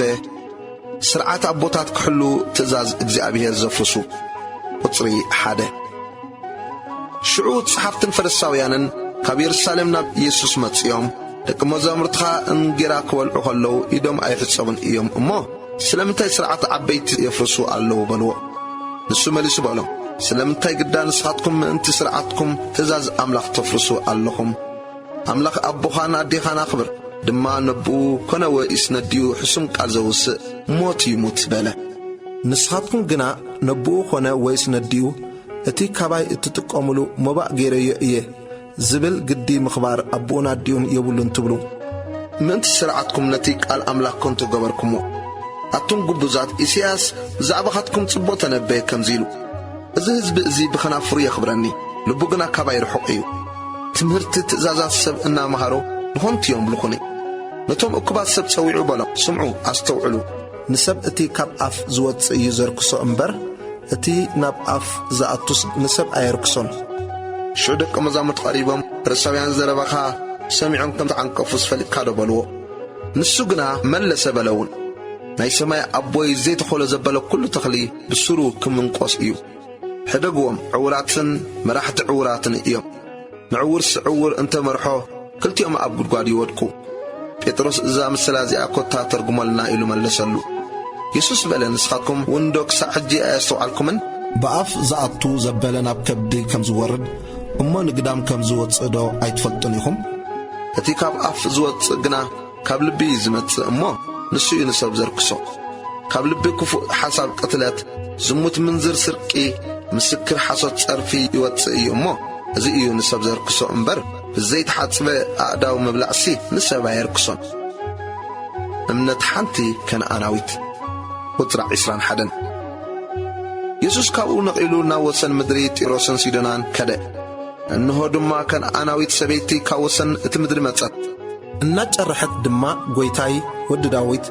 ንጓሌይ ጋኔን ብኽፉእ ሒዝዋ ኣሎ እሞ መሓረን ንበለት ንሱ ግና ሓንቲ ቃል እኳ ኣይመለሰላን ደቀ መዛሙርቱ ኸዓ ቀሪቦም ለድሕሬና ትጠርዓላ እሞ ኣፋንዋ ኢሎም ለመንዎ ንሱ ግና ብዘይ ናብተን ጥፋት ኣባጊዕ ቤት እስራኤል ኣይትለኣኩን ኢሉ መለሰ ንሳ ግና ጐይታይ ርድኣኒ እናበለት መጺኣ ሰገደትሉ ንሱ ኸዓ መለሰ እንጌራ ውሉድ ኣልዒልካ ንኽላባት መሃብ ኣይግባእን እዩ በላ ንሳ ግና እዎ ጐይታይ ኣኽላባት ድማ ካብ ማዕዲ ጐይተቶም ዝወደቐ ርፍራፍ ይበልዑ እዮም በለ ሽዑ ኢየሱስ ኣብቲ ሰበይቲ እምነት ከዓባየ እያ ከምቲ ዝደለኽዮ ይኹነልኪ ኢሉ መለሰላ ካብታ ሰዓት እቲኣ ጓላ ሓወየት ኢየሱስ ብዙሓት ሕሙማት ከም ዘሕወየ ቁጥሪ 29 ኢየሱስ ካብኡ ሓሊፉ ናብ ጥቓ ባሕሪ ገሊላ መጸእ ናብ ከረን ደይቡ ኸዓ ተቐመጠ ብዙሓት ሰብ ድማ ሓንካሳት ዕውራት ጸማማት ቆራያት ብዙሓት ካልኦት እውን ምሳታቶም ሒዞም ናብኡ መጹ ኣብ ጥቓ እግሪ ኢየሱስ እውን ኣንበርዎም ንሱ ኸዓ ኣሕወዮም እቶም ህዝቢ ድማ ዓባሳት ክዛረቡ ቆራያት ክሓውዩ ሓንካሳት ክኸዱ ዕውራት እውን ክርእዩ ርኦም ተገረሙ እሞ ንኣምላኽ እስራኤል ኣመስገንዎ ኢየሱስ ን4,000 ሰባት ከም ዘጽገበ ቁጥሪ 32 ኢየሱስ ንደቀ መዛሙርቱ ጸዊዑ በሎም እዞም ህዝቢ እዚኦም 3 መዓልቲ ምሳይ ገይሮም እዮም እሞ ዝበልዕዎ ስለ ዘይብሎም የደንጉጹን ያለው ኣብ መንገዲ ከይደኽሙ ኸዓ ጸሞም ከሰናብቶም ኣይፈቱን ደቀ መዛሙርቱ ኸዓ ኣብዚ በረኻ እዚ ደኣ ንኽንድዚ ዝኣክል ህዝቢ ዘጽግብ እንጌራ ካበይ ክንረክብ ኢና በልዎ ኢየሱስ ድማ ክንደይ እንጌራ ኣለኩም በሎም ንሳቶም ኳ 7 ሒደት ድማ ዓሳ በልዎ እቶም ህዝቢ ድማ ኣብ ምድሪ ክቕመጡ ኣዘዞም ነተን 7 እንጌራ ነቶም ዓሳን ኣልዒሉ ኣመስጊኑ ቈረሰ ንደቀ መዛሙርቱ ድማ ሃቦም እቶም ደቀ መዛሙርቱ ድማ ነቶም ህዝቢ ሃብዎ ኩሎም በሊዖም ጸገቡ ዝተረፈ ቈረርስ ድማ 7 መሶብ መሊኦም ኣልዓሉ እቶም ዝበልዑ ኸዓ ብዘይ ኣንስትን ቈልዑን 4,000 ሰብኣይ ነበሩ ነቶም ህዝቢ ምስ ኣሰናበተ ናብ ጃልባ ኣትዩ ናብ ወሰን መግደላ መጸ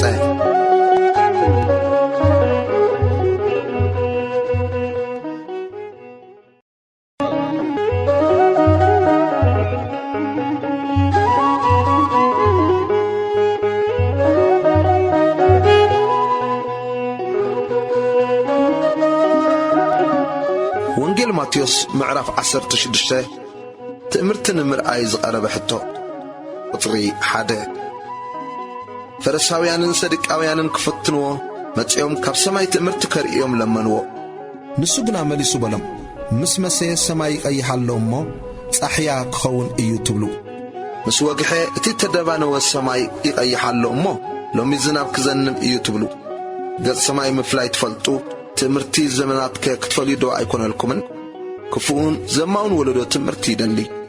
ብዘይ ትምህርቲ ነቢይናስ ድማ ካልእ ትምህርቲ ኣይወሃቦን ሓዲግዎም ከዓ ከደ ቁጥሪ 5 ደቂ መዛሙርቱ ናብ ማዕዶ መጹ ምምላእ እንጌራ ኸኣረስዑ ኢየሱስ ድማ ካብ ማይ ቢሑቕ ፈሪሳውያን ሰዱቃውያንን ተጠንቀቑን ተኣርነቡን በሎም ንሳቶም ግና እንጌራ ስለ ዘይተማልኣና ኢሎም ብልቦም ሓሰቡ ኢየሱስ ፈሊጡ በሎም ኣቱም ጉድላት እምነት ስለምንታይ እንጌራ ብዘይ ምምላእኹም ብልብኹም ተሓስቡ እቲ 5 እንጌራን 5,000 ክንደይ መሶብ ከም ዘልዓልኩም ደገና ተስተውዕሉን ኣይትዝክርዎን ወይስ እቲ 7 እንጌራን 4,000 ድማ ክንደይ መሶብ ከም ዘልዓልኩም እቲ ካብ ማይ ቢሑቕ ፈሪሳውያንን ሰዱቃውያንን ክትእርነቡ ዝበልክኹም ብናይ እንጌራ ከም ዘይኮንኩ ከም ዘይተስተውዕሉ ንሳቶም ከዓ ካብ ትምህርቲ ፈሪሳውያንን ሰዱቃውያንን ክእርነቡ እምበር ካብ ማይ ቢሑቕ ፈሪሳውያንን ሰዱቃውያንን ክእርነቡ ከም ዘይበሎም ሽዑ ኣስተውዓሉ ክርስቶስ ወዲ ኣምላኽ ምዃኑ ጴጥሮስ መስከረ ቁጥሪ 13 ኢየሱስ ናብ ምድሪ ቄሳርያ ናብ ፊልጶስ ምስ መጸ ንደቂ መዛሙርቲ ሰባት ንወዲ ሰብ መን ይብልዎ ኢሉ ሓተቶም ንሳቶም ከዓ ገሊኦም ዮሐንስ መጥምቕ ካልኦት ድማ ኤልያስ ገሊኦም እውን ኤርምያስ ወይስ ሓደ ካብ ነቢያት ዝብሉ ኣለዉ ኢሎም መለስሉ ንስኻ ንስኻትኩም ከመን ትብሉኒ ኣለኹም በሎም ስምዖን ጴጥሮስ ንስኻ ክርስቶስ ወዲ ሕያው ኣምላኽ ኢኻ ኢሉ መለሰሉ ኢየሱስ ከዓ መሊሱ በሎ ስምዖን ወዲ ዮና እዚ እቲ ኣብ ሰማያት ዘሎ ኣቦይ እምበር ስጋን ደመን ኣይገለጸልካን እሞ ብፁዕ ኢኻ ኣነ ኸ እብለካ ኣለኹ ንስኻ ጴጥሮስ ኢኻ ንማሕበረይ ከዓ ኣብዚ ከውሒ እዚኣ ካሃንጻየ ደጌታ ሲኦል ድማ ኣይሕይልዋን መርሖታት መንግሥተ ሰማያት ክህበካ እየ ኣብ ምድሪ ዝኣሰርካዮ ኩሉ ኣብ ሰማይ እሱር ክኸውን እዩ ኣብ ምድሪ ዝፈታሕካዮ ኩሉ ድማ ኣብ ሰማይ ፍቱሕ ክኸውን እዩ ድሕሪዚ ንደቂ መዛሙርቱ ንሱ ክርስቶስ ምዃኑ ንሓደ እኳ ከይነግሩ ኣዘዞም ኢየሱስ ብዛዕባ ምማቱን ምትንሳኡን ኣቐዲሙ ተዛረበ ቁጥሪ 21 ካብ ሽዑ ኢየሱስ ንደቂ መዛሙርቱ ናብ ኢየሩሳሌም ክድይብ ብዓበይትን ሊቃውንቲ ካህናትን ብጸሓፍትን ብዙሕ ሓሳረ መከራ ክጸግብ ክቕተል ብሳልሰይቲ መዓልቲ እውን ክትንስእ ከም ዝግብኦ ክገልጸሎም ጀመረ ጴጥሮስ ከዓ ንበይኑ ገይሩ ይባልህካ እባዳኣ ጐይታይ እዝስ ኣይብጽሓካ ኢሉ ክጐንሖ ጀመረ ኢየሱስ ግልጽ ኢሉ ንጴጥሮስ ካባይ ርሓቕ ሰይጣን ናይ ሰብ እምበር ናይ ኣምላኽ ኣይትሓስብን ኢኻ እሞ ንኣይ መዕንቀፊ ኢኻ በሎ ቁጥሪ 24 ሽዑ ኢየሱስ ንደቂ መዛሙርቱ በሎም ንህይወቱ ከድሕና ዝደሊ ከጥፋእ እዩ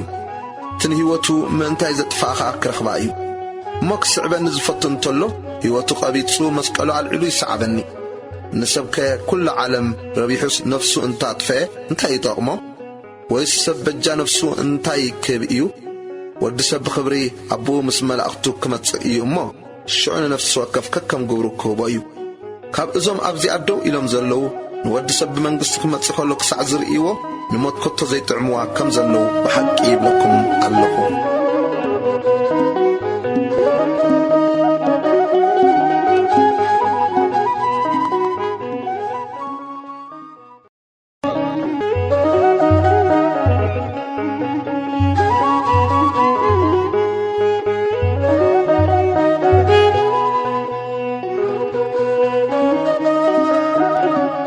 ወንጌል ማቴዎስ ምዕራፍ 17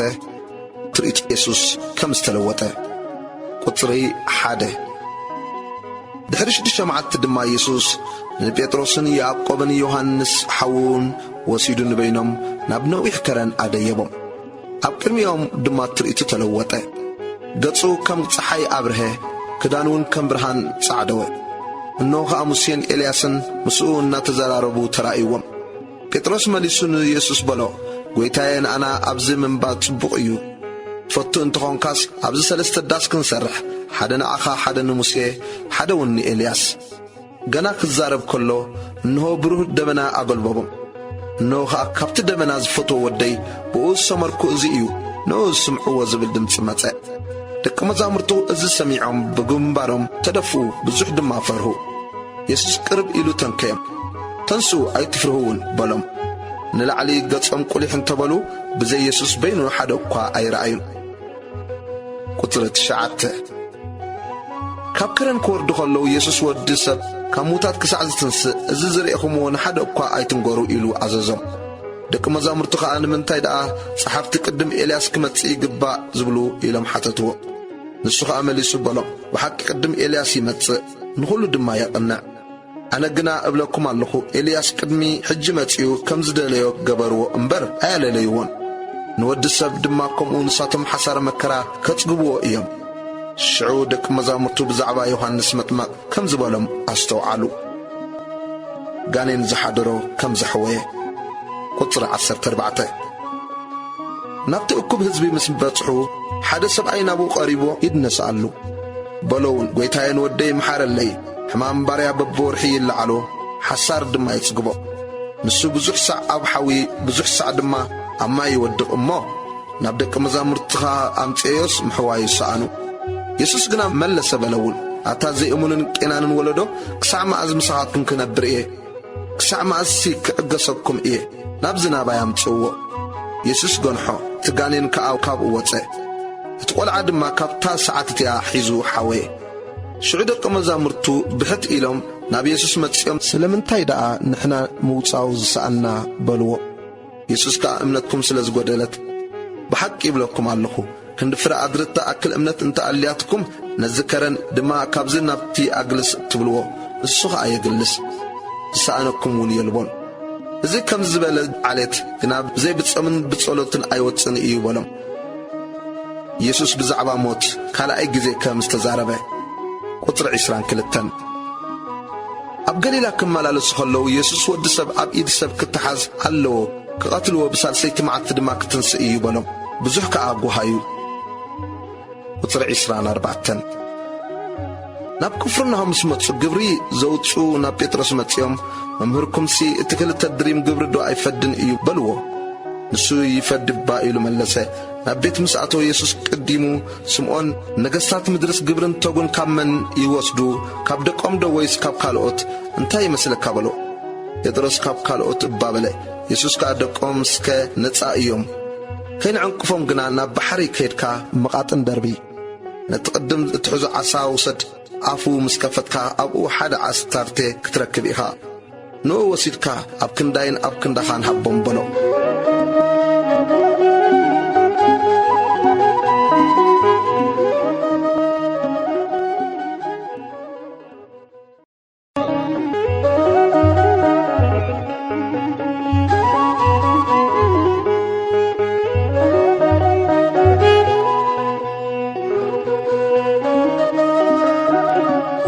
ماتيوس معرف 18 أمنقص السماوات من يعبي قطري حدا بتاجزيتي أتوم دكما زامرتو أمنقص السماوات من كون يبلت نابلو نبي يسوس قربو نسود ما قلعات سويعو أما أكلم دو أبلو بلغا انت زي تملسكم كم قلعون انت زي كونكم نامنقص السماوات كتو كم زي تأتو بحقي إبلكم عنخو اتكم زي قلعازر زتحت نسيو أمنك السماء زبلت بخمس زبل قلعة بسماء زقبل نأي قبل كابزن بأيز أمنو نأشتو نحاد زسحت قنا متحن أرقي أب كسادو تأسيرو أب عميق بحر خط حلي حشو مخنيات فتنا قطر الشوعته معنك في كيما تسايته رفن يمو ويلا أنا علم بسري معنك في من هذا نتبسرو سحت زمت سبو يلو إدكا وي إقرخا أنت أصحاتتكا كابخا قوريت كادر بيا كلتا إيدن كلتا أقرن كل كاناب نايزل ألم حاوي كاب اتدربس قرص ويس حنكاس كون كاناب هيوت متاوي الشكا عينخا أنت أصحاتتكا وين كابخا قوت كادر بيا كلتا عينخا اللواخا نبقهنم حاوي كاب اتدربس نوار كون كاناب هيوت متاوي الشكا مخنيات زتفقت بقع قطري 10 كابزمنا أشتون حدوكا كيتن عقود تتنقعو ملاأختم أب سمايات كل ساعة قدستا أب سمايات زل أبا يرئي اللو قبلكم عنه ود سب نزتفق كدحن متي اللو مو انتهي مسلكم ميت بقع زلو أصبعي كابئن حنت انت تفقتو نتنتس عن تشعتن حادي قدو نتاز تفقت كدلنا بأخران أي كيدن انت رخب عدما كابتن تسعن تشعتن زي تفقاس بقاء أزيكم زحقوس بحقي قبلكم عنه كم دما كابزمنا أشتو حدا خطف فقد أتي أب سمايات زلو أبخم أيكونن حاوكا انت بدلكا قطر 15 حاوكا انت بدلكا كيد نسخان نسون أبينكم جنحيو انت سمعكا نحاوكا ربحكايو انت زي سمعك جنا بأف كلتا وي سلسة مسكر كل نجار تصنع حدا وي كلتا مسخاوسة ناتاتهم انت زي سمعون كا نمحبر نجارة نتام حبر انت زي سمع جنا كم أرمين كم تجاون رأيه يسوس بزعبا مأسارا مفتحا كم استزاربه قطر 18 أمدرز أسركمو كله أب سماي أسرك خون إيو أمدرز فتحكمو كله دما أب سماي فتحو كم زخون بحق يبلكم عنكو كلتا وي سلسة خوينا بسماي أبز تأكبلو أنا خا أبو أما كلهم إيه أمو كلتا خبخاكم أمدر بزلمون ونجر كله انت تسمعوا كبتا أب سماي زولا أبوي كوهابهم إيو إلى كم بحدش يبلكم عنكو بدل حوكا محداد قطري 21 شعوب بيترس قربيلو قويتاي حاوي انت بدل الناس كندي ساعك حاد قولو كسع شوعات دوبلو يسوس بلو كسع 7 ساع شوعات انبر كسع شوعات ساع يبلكان سلازي من قصة سمايات مسباروتو كتصابات سبزدالي نقوس تمثل كتصابات سمس جمري الفي مخليط عداز اللون أبو أعربو زفاديوك مسعانا قنا اتقويت أو النسون سبيتون دوكون زلو كلهم كشيات ما اتعداك فدا عزازي شعو تباريا تدفئو ويتا يتعقسني كله كاك فديكا إيلو سقرلو ويتا أو دمان التباريا محارون فتحون ادعون حدقلو التباريا مسوات سقنا كابتم بتصوتو 100 دينار عدا زلو حد باريا رخبه حيزو أباخا زلو عدا فديني إيلو حنقو شعو تبصاي باريا تعقسني كله كفديكا إيلو تدفئو لمنو نسوقنا أبايو كيدو دماك سعدو زفدي أأسرو أتوم بتصوت باروت زغبارو ريام بزح غحايو كيدوم كازخونه كله نغويتوم نغرو شعو غيتاو صوعو اتخفو باريا انا كندي زلمن كاني بزلو عداخا حدكلكا نسخه كنتي انا زمحرك خادو نتبصايكا ختمحرو ايم تغبا كان بلو غيتاو كوري كل عداو كسعز فدي نزصببلو احلي فحابو نفسو كفكم ننحاو نتي بدلو ببلبكم يقرأ انت زي بالكم اللو اتسمايو عباي دما كمقو كقبركم ايو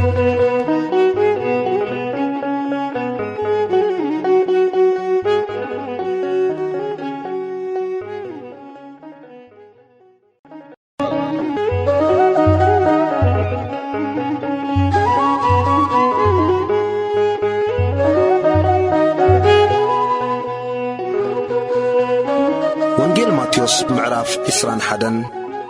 يسوس بعبي كبري نبي يرسالم كم زعتوه قطري حده نبي يرسالم مسقربو أمو أبطا دبر زيتي نب زلا بيت فاقي مسمتو شعو يسوس كابدك مزامرتو كل التلاخي بلوم كا أبكرميكم نب زلا عد خيدو بوبو أسرت عدقي إلا عد ما مساق ترخو بيكم فتحكم كا أمتسو لي حدوكا قال انت بلوكم قويتاي دليوم اللو بلو بوبو قدم مقصدهم ايو اتي بنبي نقال تيون انه نقسكي لوها اب ادقن ابريلو ادقي تعنة انتوتحونا باخي متسالو بلوا زبل كفتسام ازو كله كونه دك مزامرتو كيدوم كم تيسوس زعززم قبرو ادقن عيلون امتسولو كداونتم دماتيك قبرو لهم نسوغا توتحي كابتم هزبي زبزحو كداونتم عم مقد أنصفو قالوا الدما كاب أوام تشنفروا ناس العو عم مقد نسنسو كرمي يزخدو ددحريون الصعبو هزبي عو إلهم وصانا نود داويت بسمك زي أبي هرزمت صبروخ إيو وصانا أب أريام بلو نبي رسالة مسعتو اتاختما بزلا من إيزي إلى تبعدت اتو مزب الدما أزين نبي يسوس بعد نازريتنا يقليلا إيو بلو يسوس نتم أبيت مقدس زشكتو كم سقوبه قطر 12 يسوس ناب مقدس أملاخ أطوي نقولهم شيطن تشيطن كبيت مقدس أوتسي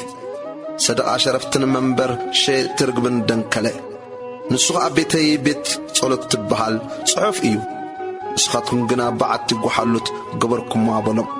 حوراتن حنكاساتن كأنا بيت مقدس نابو متسو نسودم حويم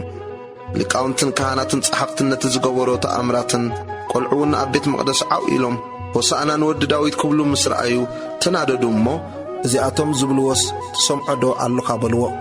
يسوس كا أوه كاب أف قلعون ህፃናትን ምስጋና ኣዳሎኻ ዝብልሲ እኳዶ ኣየንበብኩምን በሎም ሓዲግዎም ናብ ወፃኢ እታ ከተማ ናብ ቢታንያ ወፀ ኣብኣ ኸኣ ሓደረ ፍረ ዘይብላ በለስ ቁፅሪ 18 ንጉሆ ናብ ከተማ ክምለስ ከሎ ድማ ጠመየ ኣብ ጥቓ መገዲ ሓንቲ ኦም በለስ ርኢዩ ናብኣ ከደ ቆፅሊ ጥራይ እምበር ሓንቲ እኳ ኣይረኸበላን እሞ ደጊም ኣባኺ ንሓዋሩ ፍረ ኣይፍረ በላ እታ ኦም በለስ ብኡ ነቐጸት ደቂ መዛሙርቱ ሪኦም እዛ ኦም በለስ ከመይ ኢላ ሕጅን ነቐጸት ኢሎም ተገረሙ ኢየሱስ መሊሱ በሎም እምነት እንተ ኣልያትኩም እሞ እንተ ዘይተወላወልኩም እዛ ኦም በለስ ከም ዝኾነቶ ጥራይ ኣይትገብሩን ነዚ ከረን እኳ ተንስእ ናብ ባሕሪ ውደቕ ትብልዎ እሞ ከም ዝኸውን ኣሚንኩም ብጸሎት እትልምኖ ኩሉ ከም እትረኽቡ ብሓቂ ይብለኩም ኣለኹ ስልጣን ኢየሱስ ካብ መን ከም ዝኾነ ቁጥሪ 23 ናብ ቤት መቕደስ ኣትዩ ክምህር ከሎ ሊቃውንቲ ካህናትን ዓበይቲ ህዝብን ናብኡ መጺኦም በየናይ ስልጣን እዚ ትገብር ኣለኻ እዚ ስልጣን እዝስ መን ሃበካ በልዎ ኢየሱስ ከኣ መሊሱ በሎም ኣነ ድማ ሓንቲ ነገር ክሓተኩም እዚኣ እንተ ነገርኩምኒ ኣነ ኸኣ በየናይ ስልጣን እዚ ከም ዝገብር ክነግረኩም እየ ጥምቀት ዮሐንስ ካብ እያ ካብ ሰማይ ዶ ወይስ ካብ ሰብ ንሓድሕዶም ተዘራረቡ እናበሉ ካብ ሰማይ እንተበልናዮ ከመይ ደኣ እዚኣመንኩም ክብለና እዩ ካብ ሰብ እንተበልናዮ ግና ንዮሐንስ ኩሎም ከም ነቢይ ቆጽሩ ኣለዎ እሞ ንህዝቢ ንፈርህ ንኢየሱስ ከኣ ኣይንፈልጥን ኢሎም መለሱሉ ንሱ ድማ ኣነ ኸኣ በየናይ ስልጣን እዚ ከም ዝገብር ኣይነግረኩምን በሎም ምስላ ክልተ ኣሕዋት ቁጥሪ 28 ግናኸ እንታይ ይመስለኩም ሓደ ሰብኣይ ክልተ ደቂ ነበርዎ ናብቲ ቀዳማይ ቀሪቡ ወደይ ሎሚ ናብ ኣታኽልቲ ወይነይ ውፈር እሞ ዕየ በሎ ንሱ እምቢ ኢሉ መለሰ ድሓር ግና ተጥዒሱ ወፈረ ናብቲ ኻልኣይ ቀሪቡ ከምኡ በሎ ንስኻ ሕራይ ጐይታይ ኢሉ መለሰ ግናኸ ኣይወፈረን ካብ ክልቲኦም ኣየናዮም እዩ ፍቓድ ኣቦኡ ዝገበረ ንሳቶም ከዓ እቲ ቀዳማይ በልዎ ኢየሱስ በሎም ተጐብትን ኣመናዝርን ናብታ መንግሥቲ ኣምላኽ ቅድሚኹም ከም ዝኣትዉ ብሓቂ ይብለኩም ኣለኹ ዮሐንስ ብቕኑዕ መገዲ ናባኻትኩም መጺኡ ነበረ እሞ ተጐብትን ኣመናዝርን ደኣ ኣመንዎ እምበር ንስኻትኩም ሲ ኣይኣመንኩምዎን ንስኻትኩም ግና ነዝርኢኹም ክትኣምንዎ ድሓር እኳ ኣይተጠዓስኩምን ምስላ ሓረስቶት ኣታኽልቲ ወይኒ ቁጥሪ 33 ካልእ ምስላ ስምዑ ኣታኽልቲ ወይኒ ዝተኸለ በዓል ቤት ነበረ ሓጹር ሓጸሮ መሐምተሊ ድማ ኳዓተሉ ግንቢ እውን ሰርሓሉ ንዓይቲ ብሞገስ ሂብዎም ከዓ ናብ ካልእ ሃገር ገሸ ግዜ ፍርያት ምስ በጽሐ ፍሪኡ ከምጽሉ ባሮቱ ናብቶም ዓይቲ ለኣኸ እቶም ዓይቲ ከዓ ነቶም ባሮቱ ሒዞም ንገሊኦም ወቕዕዎም ንገሊኦም ቀተልዎም ንገሊኦም ብእምኒ ጨፍለቕዎም ከም ብሓድሽ ካብቶም ቀዳሞት ዝበዝሑ ካልኦት ባሮት ለኣኸ ናታቶም ድማ ከምኡ ገበርዎም መወዳእታኡ ንወደይሲ የሓፍሮ ግዲ ይኾኑ ኢሉ ወዱ ለኣኸ እቶም ዓይቲ ነቲ ወዱ ምስ ረኣይዎ ንሓድሕዶም እዚ እቲ ወራሲ እዩ ንዑ ንቕተሎ እሞ ርስቱ ንሓዝ ተባሃሃሉ ሒዞም ካብ ቦታ ኣታኽልቲ ወይኒ ንወፃኢ ኣውፂኦም ቀተልዎ እቲ ጐይታ ኣታኽልቲ ወይኒ ምስ መጸስ ነቶም ዓይቲ እቲኦም እንታይ ክገብሮም እዩ ንሳቶም ከዓ ነቶም ክፉኣት ብኽፉእ የጥፍኦም እቲ ኣታኽልቲ ወይኒ ከዓ ፍሪኡ በብግዚኡ ንዝህቡ ካልኦት ዓይቲ ብሞገስ ይህቦም በልዎ ኢየሱስ ከዓ በሎም እቶም ነደቕቲ ዝነዓቑ እምኒ ንሱ ርእሲ መኣዝን ኮነ እዚ ካብ እግዚኣብሔር ኮነ ኣብ ዒንትና እውን ግሩም እዩ ዝብል ጽሑፋት ዶ ከቶ ኣየንበብኩምን ስለዚ ድማ እታ መንግሥቲ ኣምላኽ ካባኻትኩም ክትውሰድ ፍሪኣ ንዝፈሪ ህዝቢ እውን ክትወሃብ እያ እብለኩም ኣለኹ ኣብቲ እምኒ እቲ ዝወደቐ ይስበር እቲ እምኒ እቲ ዝወደቖ ድማ ይጭፍለቕ ሊቃውንትን ካህናትን ፈሪሳውያንን ምስላታቱ ምስ ሰምዑ ብዛዕባኦም ከም እተዛረቦ ኣስተውዓሉ ክሕዝዎ ድማ ደለዩ ግናኸ ኣብቶም ህዝቢ ከም ነቢይ ነበረ እሞ ንኣታቶም ፈርሁ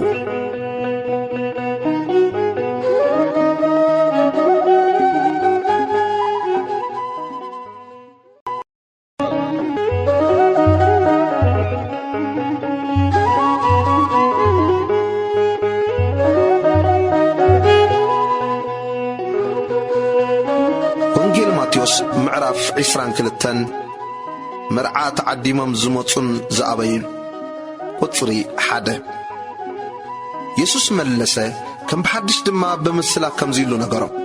منغست السمايات نودو مرعى زغبر نغس تمثل نتوم ناب مرعى تعدمو كصوعو باروتو لاخه غنا خممص ابي كم بحدش دما نتوم عدمات انه معدي ادالخو سبحتين اسوارين حريده كل تدالي اللهمو ناب مرعى نعوبلوم إلو كالوت باروت لاخه نساتهم غنا شلل إلهم قليهم ناب غراتهم قليهم كأناب نقدم كادو أتوم استرفوا خانتهم باروتو حيزهم عواردوهم قتلوهم ون اتنقص تقطعه شفراء اللي يكونتهم قتلتي أدفع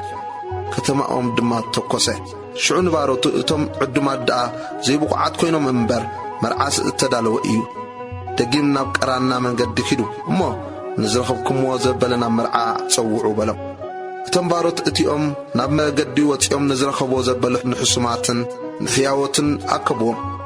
اتداس مرعا بتقمات وملئه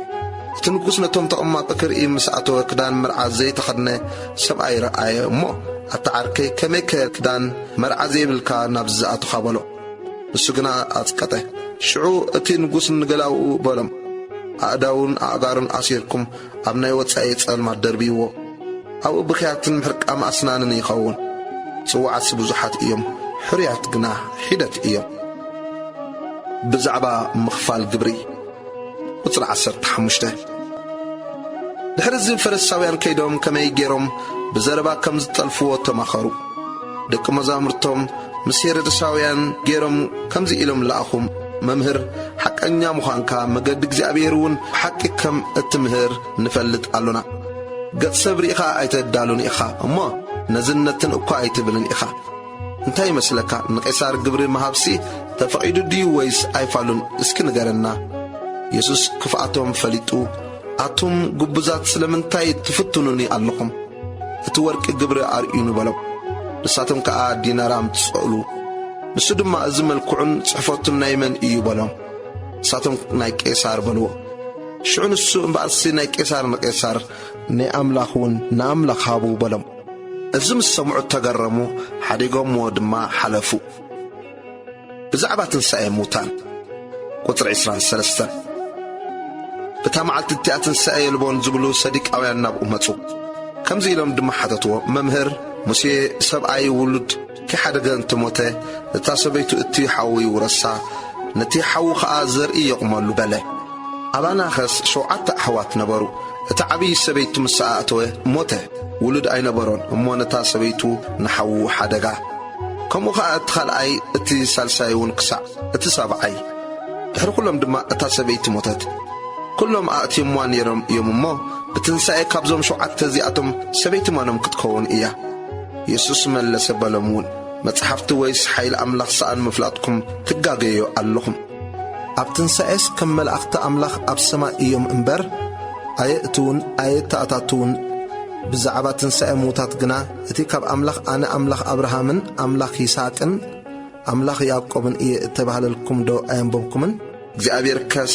አምላኽ ያዋን ይእምበር አምላኽ ሞታት አይኮነን እቶም ህዝቢ ከአ እዚ ሰሚዖም በትምህርቱ ተደነቁ አይነት ትእዛዝ ተዓቢ ቁጥር 34 ፈሪሳውያን ድማ አፍ ሰዲቃውያን ከም ዘዓጸወ ሰሚዖም በሓደ ተአከቡ ካባታቶም ሓደ ምሁር ሕጊ ክዕዘቦ ደልዩ መምህር እታ ዓባይ ትእዛዝ ኣብ ሕጊ አይነት እያ ኢሉ ሓተቶ ኢየሱስ ከአን እግዚአብሔር አምላክካ ብምሉእ ልብኻን بكل نفس خان بكل حسب كان أفكره زياء تعبين قدامي تنتزاز إياه أتاتمثل خليت الدمان بتسايكا كم نفس خاف قره هي أبزن كل تتزازات زياء بزل حق النبيات تسئل الله بلو كريستوس ود من كم زبحل قطري 4 حدن فريساويان تأكيبهم كله يسوس زعبا كريستوس انتا يمثلكم ود من كإيلو حتتب نساتهم ود داويت بلو نسخة داويت دعا قويتا نقويتاي نتسألأتخا أبتحت إقرخا كسع زدرسهم أبي ماني تقمت بلو النابل بمنفس كما إيلو قويتاي يبلو مبارس داويت قويتاي كابزبلو كما إيلو دعا ودو يخون بلو حدا أقواك الكمل لسلو أي كألن كابتا معتتي أخا حدا أقواك حتو دفيرو بحمز بلا يلبون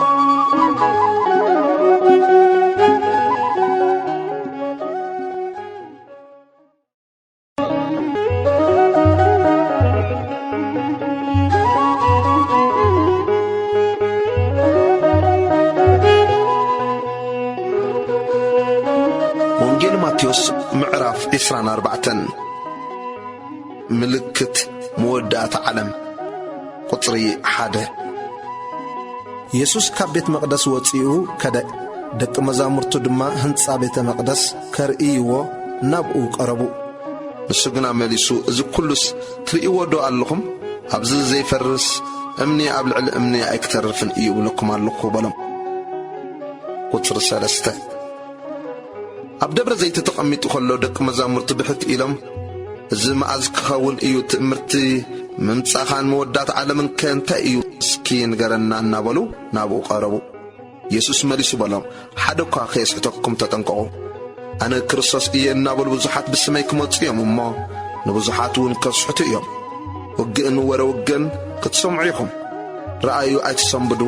እዚ ኩሉ ክኸውን ብግዲ እዩ ግና ከየመወዳእታ ገና እዩ ህዝቢ ናብ ህዝቢ መንግስቱን ናብ መንግስቲ ክለዓል እዩ ኣብ ቦታኡ ድማ ጥሜትን ፌራን ምንቅጥቃጥ ምድርን ክኸውን እዩ እዚ ኩሉ ግና ብመጀመርታ ኣቕልውላው እዩ ሽዑ ንመከራ ሓሊፎም ክህቡኹምን ክቐትልኹምን እዮም ብዛዕባ ስመይ ከዓ ኣብ ኩሎም ኣሕዛብ ጽላኣት ክትኮኑ ኢኹም ሽዑ ብዙሓት ክዕንቀፉ ንሓድሕዶም ኣሕሊፎም ክወሃሃቡ ንሓድሕዶም እውን ክትጸላልኡ እዮም ብዙሓት ነቢያት ሓሶት ክትንስኡ ንብዙሓት እውን ከስሕቱ እዮም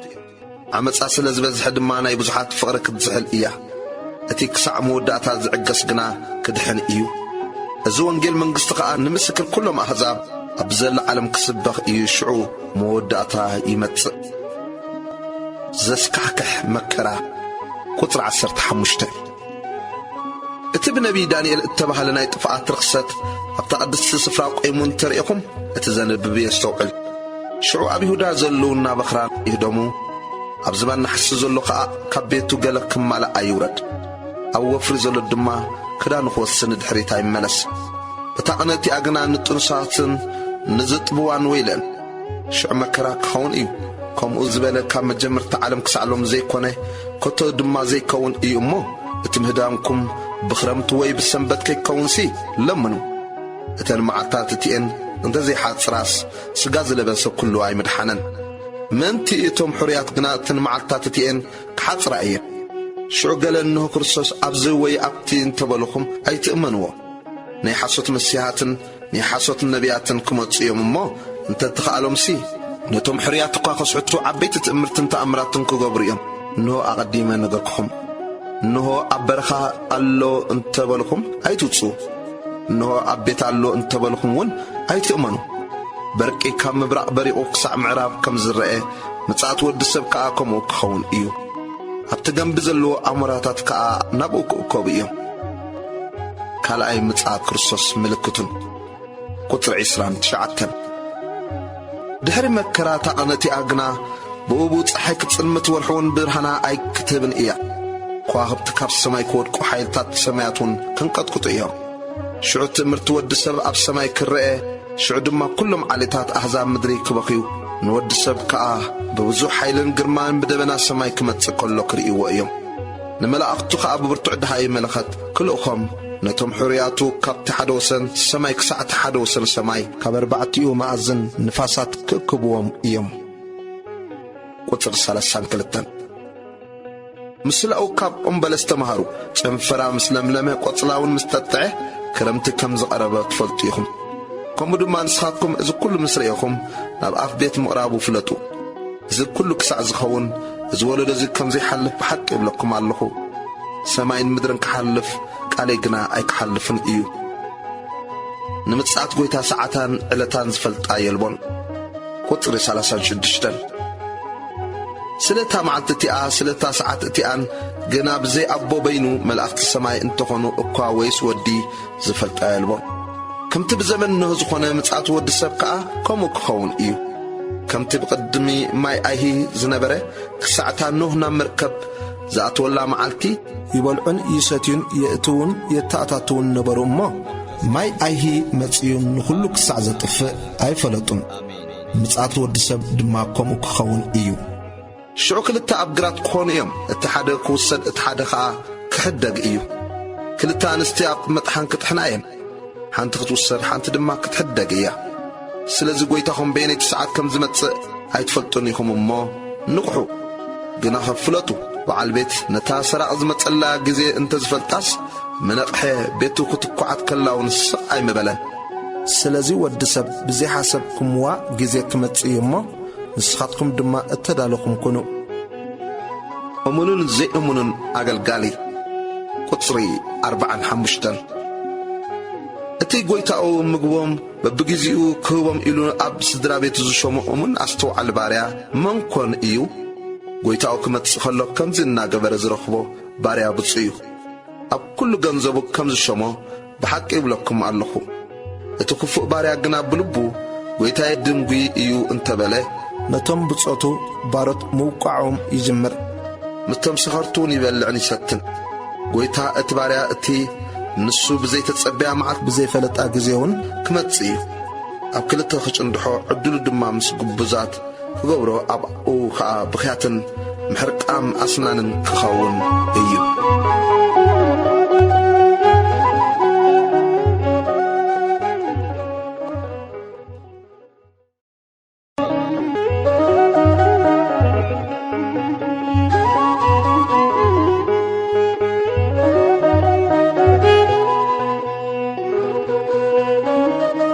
ወንጌል ማቴዎስ ምዕራፍ 26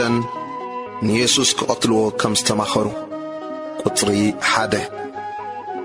ኮነ ድማ ኢየሱስ እዚ ነገር እዚ ኩሉ ምስ ወደየ ንደቂ መዛሙርቱ በሎም ድሕሪ 2 መዓልቲ ፋሲጋ ምዃኑ ትፈልጡ ኣለኹም። ንወዲ ሰብ ድማ ክስቀል ንህዛብ ኣሕሊፎም ክህብዎ እዮም። ሽዑ ሊቃውንቲ ካህናትን ጸሓፍትን ዓበይቲ ህዝብን ኣብ ኣዳራሽ ቀያፋ ዝበሃል ሊቀ ካህናት ተኣከቡ። ንኢየሱስ ብተንኰል ክሕዝዎን ክቐትልዎን ድማ ተማኸሩ። ግናኸ ኣብ ህዝቢ ጋሮም ምእንቲ ከይትንስእሲ ብበዓል ኣይኹን በሉ። ኢየሱስ ኣብ ቢታንያ ሽቶ ከም ዝተቐብዐ ቁጽሪ 6 ኢየሱስ ኣብ ቢታንያ ቤት ስምዖን እቲ ለምጻም ከሎ ሓንቲ ሰበይቲ ክቡር ቅዱይ ቅብኢ ዝመልአ ብልቃጥ ሒዛ ናብኡ መጸት። ኣብ ማዕዲ ተቐሚጡ ከሎ ድማ ኣብ ርእሱ ኣፍሰሰቶ። ደቂ መዛሙርቱ ዝሪኦም እዚ ክንዲዚ ዝኣክል ጥፍኣት ከምንታይ እዩ? ንብዙሕ ተሸይጡስ ንድኻታት ግዳም ተዋሃበ ነይሩ ኢሎም ተናደዱ። ኢየሱስ ግና ፈሊጡ በሎም እዛ ሰበይቲ ጽቡቕ ግብሪ ጌራ ትለይ ኣላ እሞ ስለምንታይ ተጉሂዋ ኣለኹም? ድኻታትሲ ኩሉ ጊዜ ምሳኻትኩም እዮም፣ ኣነ ግና ኩሉ ጊዜ ምሳኻትኩም ኣይነብርን። እዚ ኣብ ርእሰይ ዘፍሰሰቶ ቅዱይ ቅብኢ ግና ንምቕባረይ ከተዳልወኒ እያ ዝገበረቶ። እዚ ወንጌል እዚ ኣብ ተሰብኮ ዘበለ ኣብ ኩሉ ዓለም እዚ ንሳ ዝገበረቶ ንመዘከሪያ ከም ዝንገር ብሓቂ ይብለኩም ኣለኹ። ይሁዳ ንኢየሱስ ክሸጦ ከም ዝተወዓዓለ ቁጽሪ 14 ሽዑ ካብቶም 12 ሓደ ይሁዳ ኣስቆሮታዊ ዝበሃል ናብ ሊቃውንቲ ካህናት ከይዱ ኣነ ንኣኻትኩም ኣሕሊፈ ክህቦስ እንታይ ትህቡን ይበሎም። ሳቶም 30 ቅርሺ መዘንሉ። ካብኡ ሒዙ ኣሕሊፉ ክህቦ ምሹእ ጊዜ ይደሊ ነበረ። ኢየሱስ ምስ ደቂ መዛሙርቱ ድራር ፋሲካ ከም ዝበልዐ ቁጽሪ 17 በተቐዳሚት መዓልቲ በዓል ቅጫ እቶም ደቂ መዛሙርቲ ናብ ኢየሱስ መጺኦም ገንሸል ፋሲጋ ክትበልዕስ ኣበይ ከነዳልወልካ ትደሊ በልዎ። ንሱ ድማ በለ ናብ ከተማ ናብ እከለ ኪዱ እሞ ጊዜ ይቀረበት። ምስ ደቂ መዛሙርተይ ከዓ ፋሲጋ ኣበኻ ክፋስግ ይብል ኣሎ መምህር በልዎ። እቶም ደቂ መዛሙርቲ ድማ ኢየሱስ ከም ዝኣዘዞም ገበሩ። ገንሸል ፋሲጋውን ኣዳለው። ምስ መሲሕ ምስቶም 12 ደቂ መዛሙርቲ ኣብ ማዕዲ ተቐመጠ። ክበልዑ ከለዉ ከዓ ካባኻትኩም ሓደ ከም ዘትሕዘኒ ብሓቂ ይብለኩም ኣለኹ በሎም። ንሳቶም ከዓ ብዙሕ ጓሃዩ በብሓደውን ጐይታይ ኣነ ደኾን እኸውን ክብሉ ጀመሩ። መሊሱ በሎም እቲ ኢዱ ምሳይ ኣብ ጻሕሊ ዘጥልቕ ንሱ እዩ ዘትሕዘኒ። ወዲ ሰብሲ ከምቲ ተጻሕፈሉ ይኸይድ፣ ግናኸ ነቲ ወዲ ሰብ ብኡ ዝተሓዝ ሰብኣይ ወይልኡ። እቲ ሰብኣይ እትስ እንተዘይውለድ ምሕሾ ነይሩ። እቲ ዘትሕዞ ይሁዳ ድማ መምህር ኣነ ደኾን እየ ኢሉ መለሰ። ንሱ ከዓ ንስኻ በልካ በሎ። ኢየሱስ ቅዱስ ቁርባን ከም ዝሰርዐ ቁጽሪ 26 ክበልዑ ከለዉ ኢየሱስ እንጌራ ኣልዓለ። ባሪኹ ቀሪሱ ነቶም ደቂ መዛሙርቲ ሂብዎም እዚ ስጋይ እዩ ውሰዱ ብልዑ በሎም። ጽዋዕ ኣልዒሉ ኣመስጊኑ ድማ ከምዚ እናበለ ሃቦም እዚ ምእንቲ ብዙሓትን ሕድገት ኃጢአት ዝፈስስ ዘሎ ናይ ሓድሽ ኪዳን ደመይ እዩ እሞ ካብዚ ኩልኩም ስተዩ። ድሕሪ ሕጂ ክሳዕታ መዓልቲ እቲኣ ኣብታ መንግስቲ ኣቦይ ምስኻትኩም ሓድሽ ክሳዕ ዝሰትዮ ካብ ዝፍረ ወይኒ እዚ ከቶ ከም ዘይሰቲ እብለኩም ኣለኹ። መዝሙር ምስጋና ምስ ዘመሩ ናብ ደብረ ዘይት ደየቡ። ኢየሱስ ጴጥሮስ ከም ዝኽሕዶ ተዛረበ። ቁጥሪ 31 ሽዑ ኢየሱስ ንጓሳ እወቕዖ እቲ ናባጊዕ መጓሰ ድማ ፋሕ ይብላ ተጻሒፉ ኣሎ እሞ በዛ ለይቲ እዚኣ ኩልኻትኩም ብኣይ ክትዕንቀፉ ኢኹም። ምስ ትንሳእኹ ግና ናብ ገሊላ ክቕድመኩም እየ በሎም። ጴጥሮስ ከዓ ኩሎም እኳ ብኣኻ እንተተዓንቀፉ ኣነስ ከቶ ኣይዕንቀፍን እየ ኢሉ መለሰሉ። ኢየሱስ ከዓ በዛ ለይቲ እዚኣ ደርሆ ከይነቀወ 3 ሳዕ ክትክሕደኒ ኢኻ ኢለ ብሓቂ እብለካ ኣለኹ በሎ። ጴጥሮስ ምሳኻ ንምማት እንተኾነውን ከቶ ኣይክሕደካን እየ በሎ። እቶም ደቂ መዛሙርቱ ድማ ኩላቶም ከምኡ በሉ። ኢየሱስ ኣብ ጌተሰማኔ ከም ዝጸለየ ቁጥሪ 36 ድሕሪዚ ኢየሱስ ምሳታቶም ጌተሰማኔ ናብ እትበሃል ቦታ ከደ። ንደቂ መዛሙርቱ ድማ ናብቲ ከይደ ክሳዕ ዝጽሊ ኣብዚ ተቐመጡ በሎም። ንጴጥሮስን ንኽልቲኦም ደቂ ዘብዴዎስን ተማልአ ክጉህን ክትክዝን ጀመረ። ሽዑ ነፍሰይ ክሳዕ ሞት ኣዝያ ጉህያ ኣላ፣ ኣብዚ ኩኑ ምሳይውን ንቑሑ በሎም። ቁሩብ ርሕቕ ኢሉ ብገጹ ተደፊኡ ጸለየ በለውን፣ ኣቦይ ዝከኣል እንተኾይኑስ እዛ ጽዋ እዚኣ ካባይ ትሕለፍ፣ ግናኸ ንስኻ ከም እትደልዮ እምበር ኣነ ከም ዝደልዮ ኣይኹን። ናብ ደቂ መዛሙርቱ መጸ ደቂሶም ረኸቦም። ንጴጥሮስ ድማ በሎ፣ ክሳዕ ክንዲ ዝዶ ሓንቲ ሰዓት ምሳይ ክትነቑሑ ኣይትኽእሉን ኢኹም? ናብ ፈተና ከይተኣትውስ ንቑሑን ጸልዮም። መንፈስ ተዳልያ ኣሎ፣ ስጋ ግን ኣድኹም እዩ። ከም ብሓድሽ ካልኣይ ክሳዕ ከይዱ ኣቦይ እዚ ከይሰተኽዎ ክሓልፍ ዘይከኣል እንተኾይኑስ ፍቓድካ ይኹን ኢሉ ጸለየ። ከም ብሓድሽ ድማ መጸ ኣዒንቶም ባዕዚዙ ነበረ እሞ ደቂሶም ረኸቦም። ሓዲግዎም ከደ ሳልሳይ ከዓ ከም ብሓድሽ እቲ ኢልዎ ዝነበረ ጸሎት ጸለየ። ሽዑ ናብቶም ደቂ መዛሙርቱ መጺኡ ደጊም ደቅሱን ዕረፉን። እንሆ እታ ጊዜ በጽሐት፣ ወዲ ሰብ ከዓ ኣብ ኢድ ሓጥኣን ክትሓዝ እዩ። ተንሱ ንኸይድ እቲ ዘትሕዘኒ እንሆ ቀሪቡ ኣሎ በሎም። ኢየሱስ ብጸላእቱ ከም ዝተታሕዘ ቁጽሪ 47 እዚ ክዛረብ ከሎ እንሆ ይሁዳ ካብቶም 12 ሓደ መጸ። ምስኡ ድማ ካብ ሊቃውንቲ ካህናትን ዓበይቲ ሕዝብን ብዙሓት ሰብ ኣስያፍን ኣባትርን ሒዞም መጹ። እቲ ዘትሕዞ ከዓ እቲ ኣነ ዝስዕሞ ንሱ እዩ ሓዝዎ ኢሉ ምልክት ኻቦም። ብኡብኡ ናብ ኢየሱስ ቀሪቡ ከመይ ኣምሲኻ መምህር ኢሉ ሰዓሞ። ኢየሱስ ከዓ ዓርከ ብምንታይ ነገር መጻኻ በሎ። ሽዑ ቀሪቦም ኣእዳዎም ዘርጊሖም ንኢየሱስ ሓዝዎ። እንሆ ካብቶም ምስ ኢየሱስ ዝነበሩ ሓደ ኢዱ ዘርጊሑ ሰይፉ መልሐ ንባርያ ሊቀ ካህናት ወቂዑ ከዓ እዝኑ ቈረጾ። ሽዑ ኢየሱስ በሎ፣ ሰይፊ ዘልዕሉ ኩሎም ብሰይፊ ይጠፍኡ እዮም እሞ ንሰይፍኻ ናብ ቤትካ ምለሳ። እቦይ ምልማኑ ዘይከኣለኒ ንሱ ከዓ ካብ 12 ለጊዮን ዝበዝሑ መላእኽቲ ሕጂ ክሰደለይ ዘይክእል ዶ ይመስለካ ኣሎ? ከምዚ ክኸውን ከም ዝግብኦስ እቶም ጽሑፋት ደኣኸ ከመይ ኢሎም ይፍጸሙ? ሽዑ ኢየሱስ ነቶም ሕዝቢ በሎም፣ ከም ንኸታርዶ ኣስያፍን ኣባትርን ሒዝኩም ክትሕዙኒ ወጻእኹም? ዕለት ዕለት ኣብ ቤት መቕደስ እናመሃርኩ ምሳኻትኩም ተቐሚጠ ነይረ ኣይሓዝኩምንን። እዚ ኩሉ ግና እቶም መጽሓፍቲ ነቢያት ምንቲ ክፍጸሙ ኮነ። ሽዑ እቶም ደቂ መዛሙርቲ ኩሎም ሓዲጎምዎ ሃደሙ። ኢየሱስ ኣብ ቅድሚ ሊቀ ካህናት ንፍርዲ ከም ዝቐረበ ቁጽሪ 57 እቶም ንኢየሱስ ዝሓዝዎ ከዓ ናብቲ ጸሓፍትን ዓበይትን ናብ እተኣከብሉ ናብ ቀያፋ እቲ ሊቀ ካህናት ወሰድዎ። ጴጥሮስ ከዓ ርሑቕ ኢሉ ክሳዕ ገዛ ሊቀ ካህናት ሰዓቦ።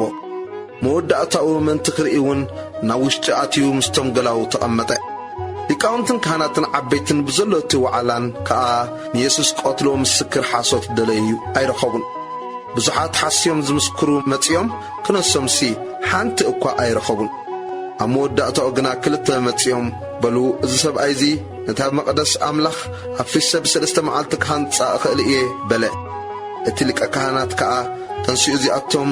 ብዝምስክሩልካስ እኳ ዶ ኣይትምልስን ኢኻ በሎ። ኢየሱስ ግና ስቕ በለ። እቲ ሊቀ ካህናት ከዓ